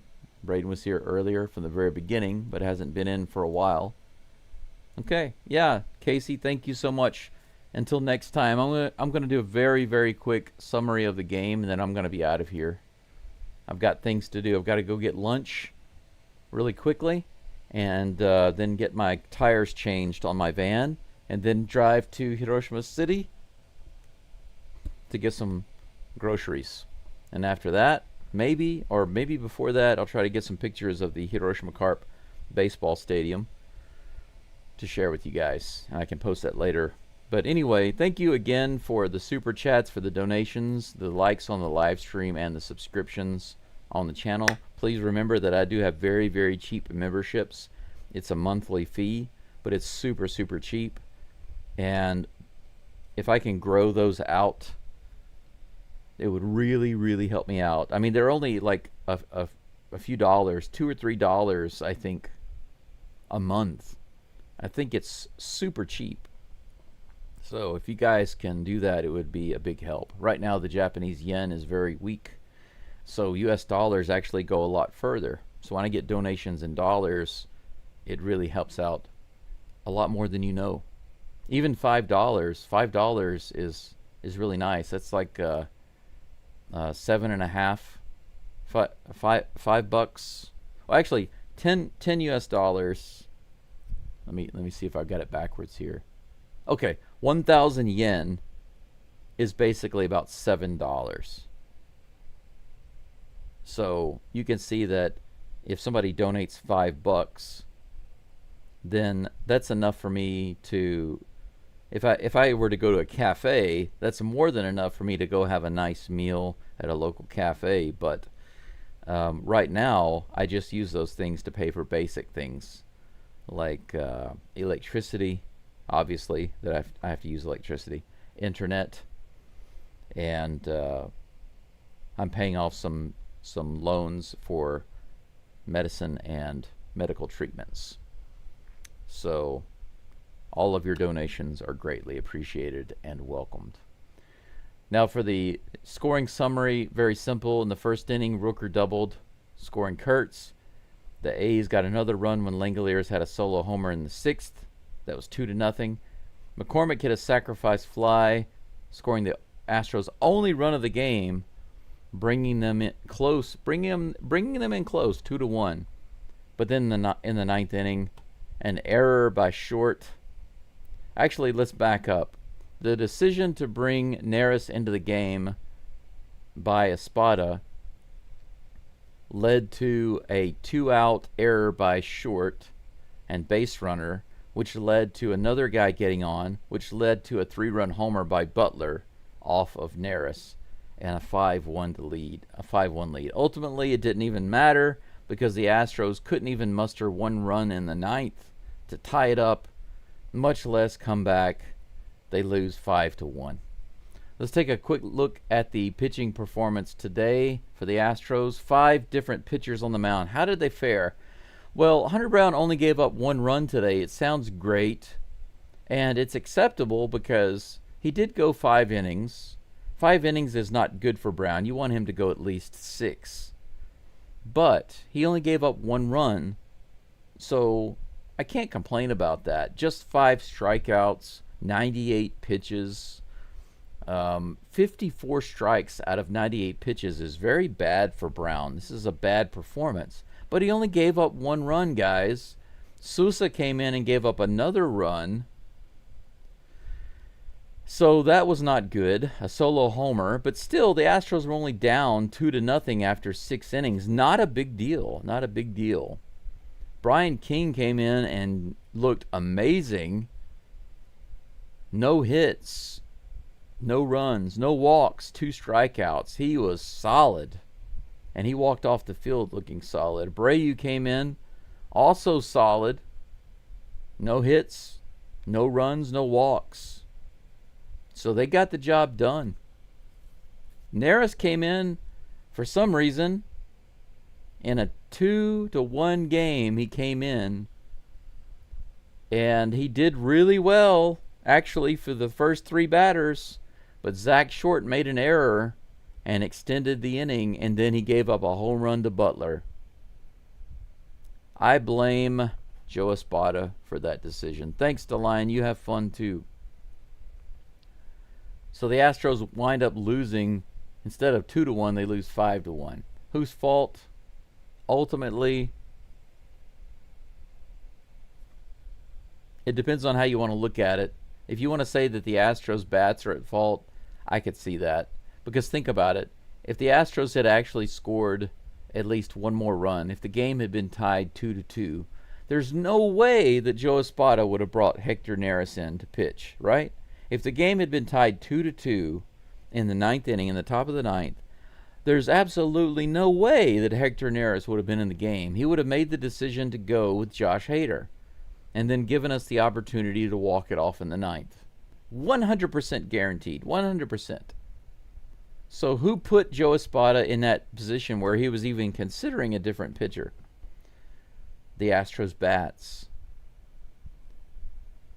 So the biggest problem today, I think, for the Astros overall was the bats.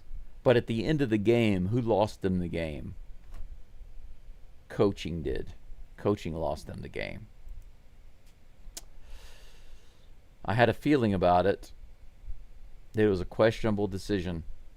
Just go ahead and put Hader in. Keep the score as best you can. Keep it 2-1.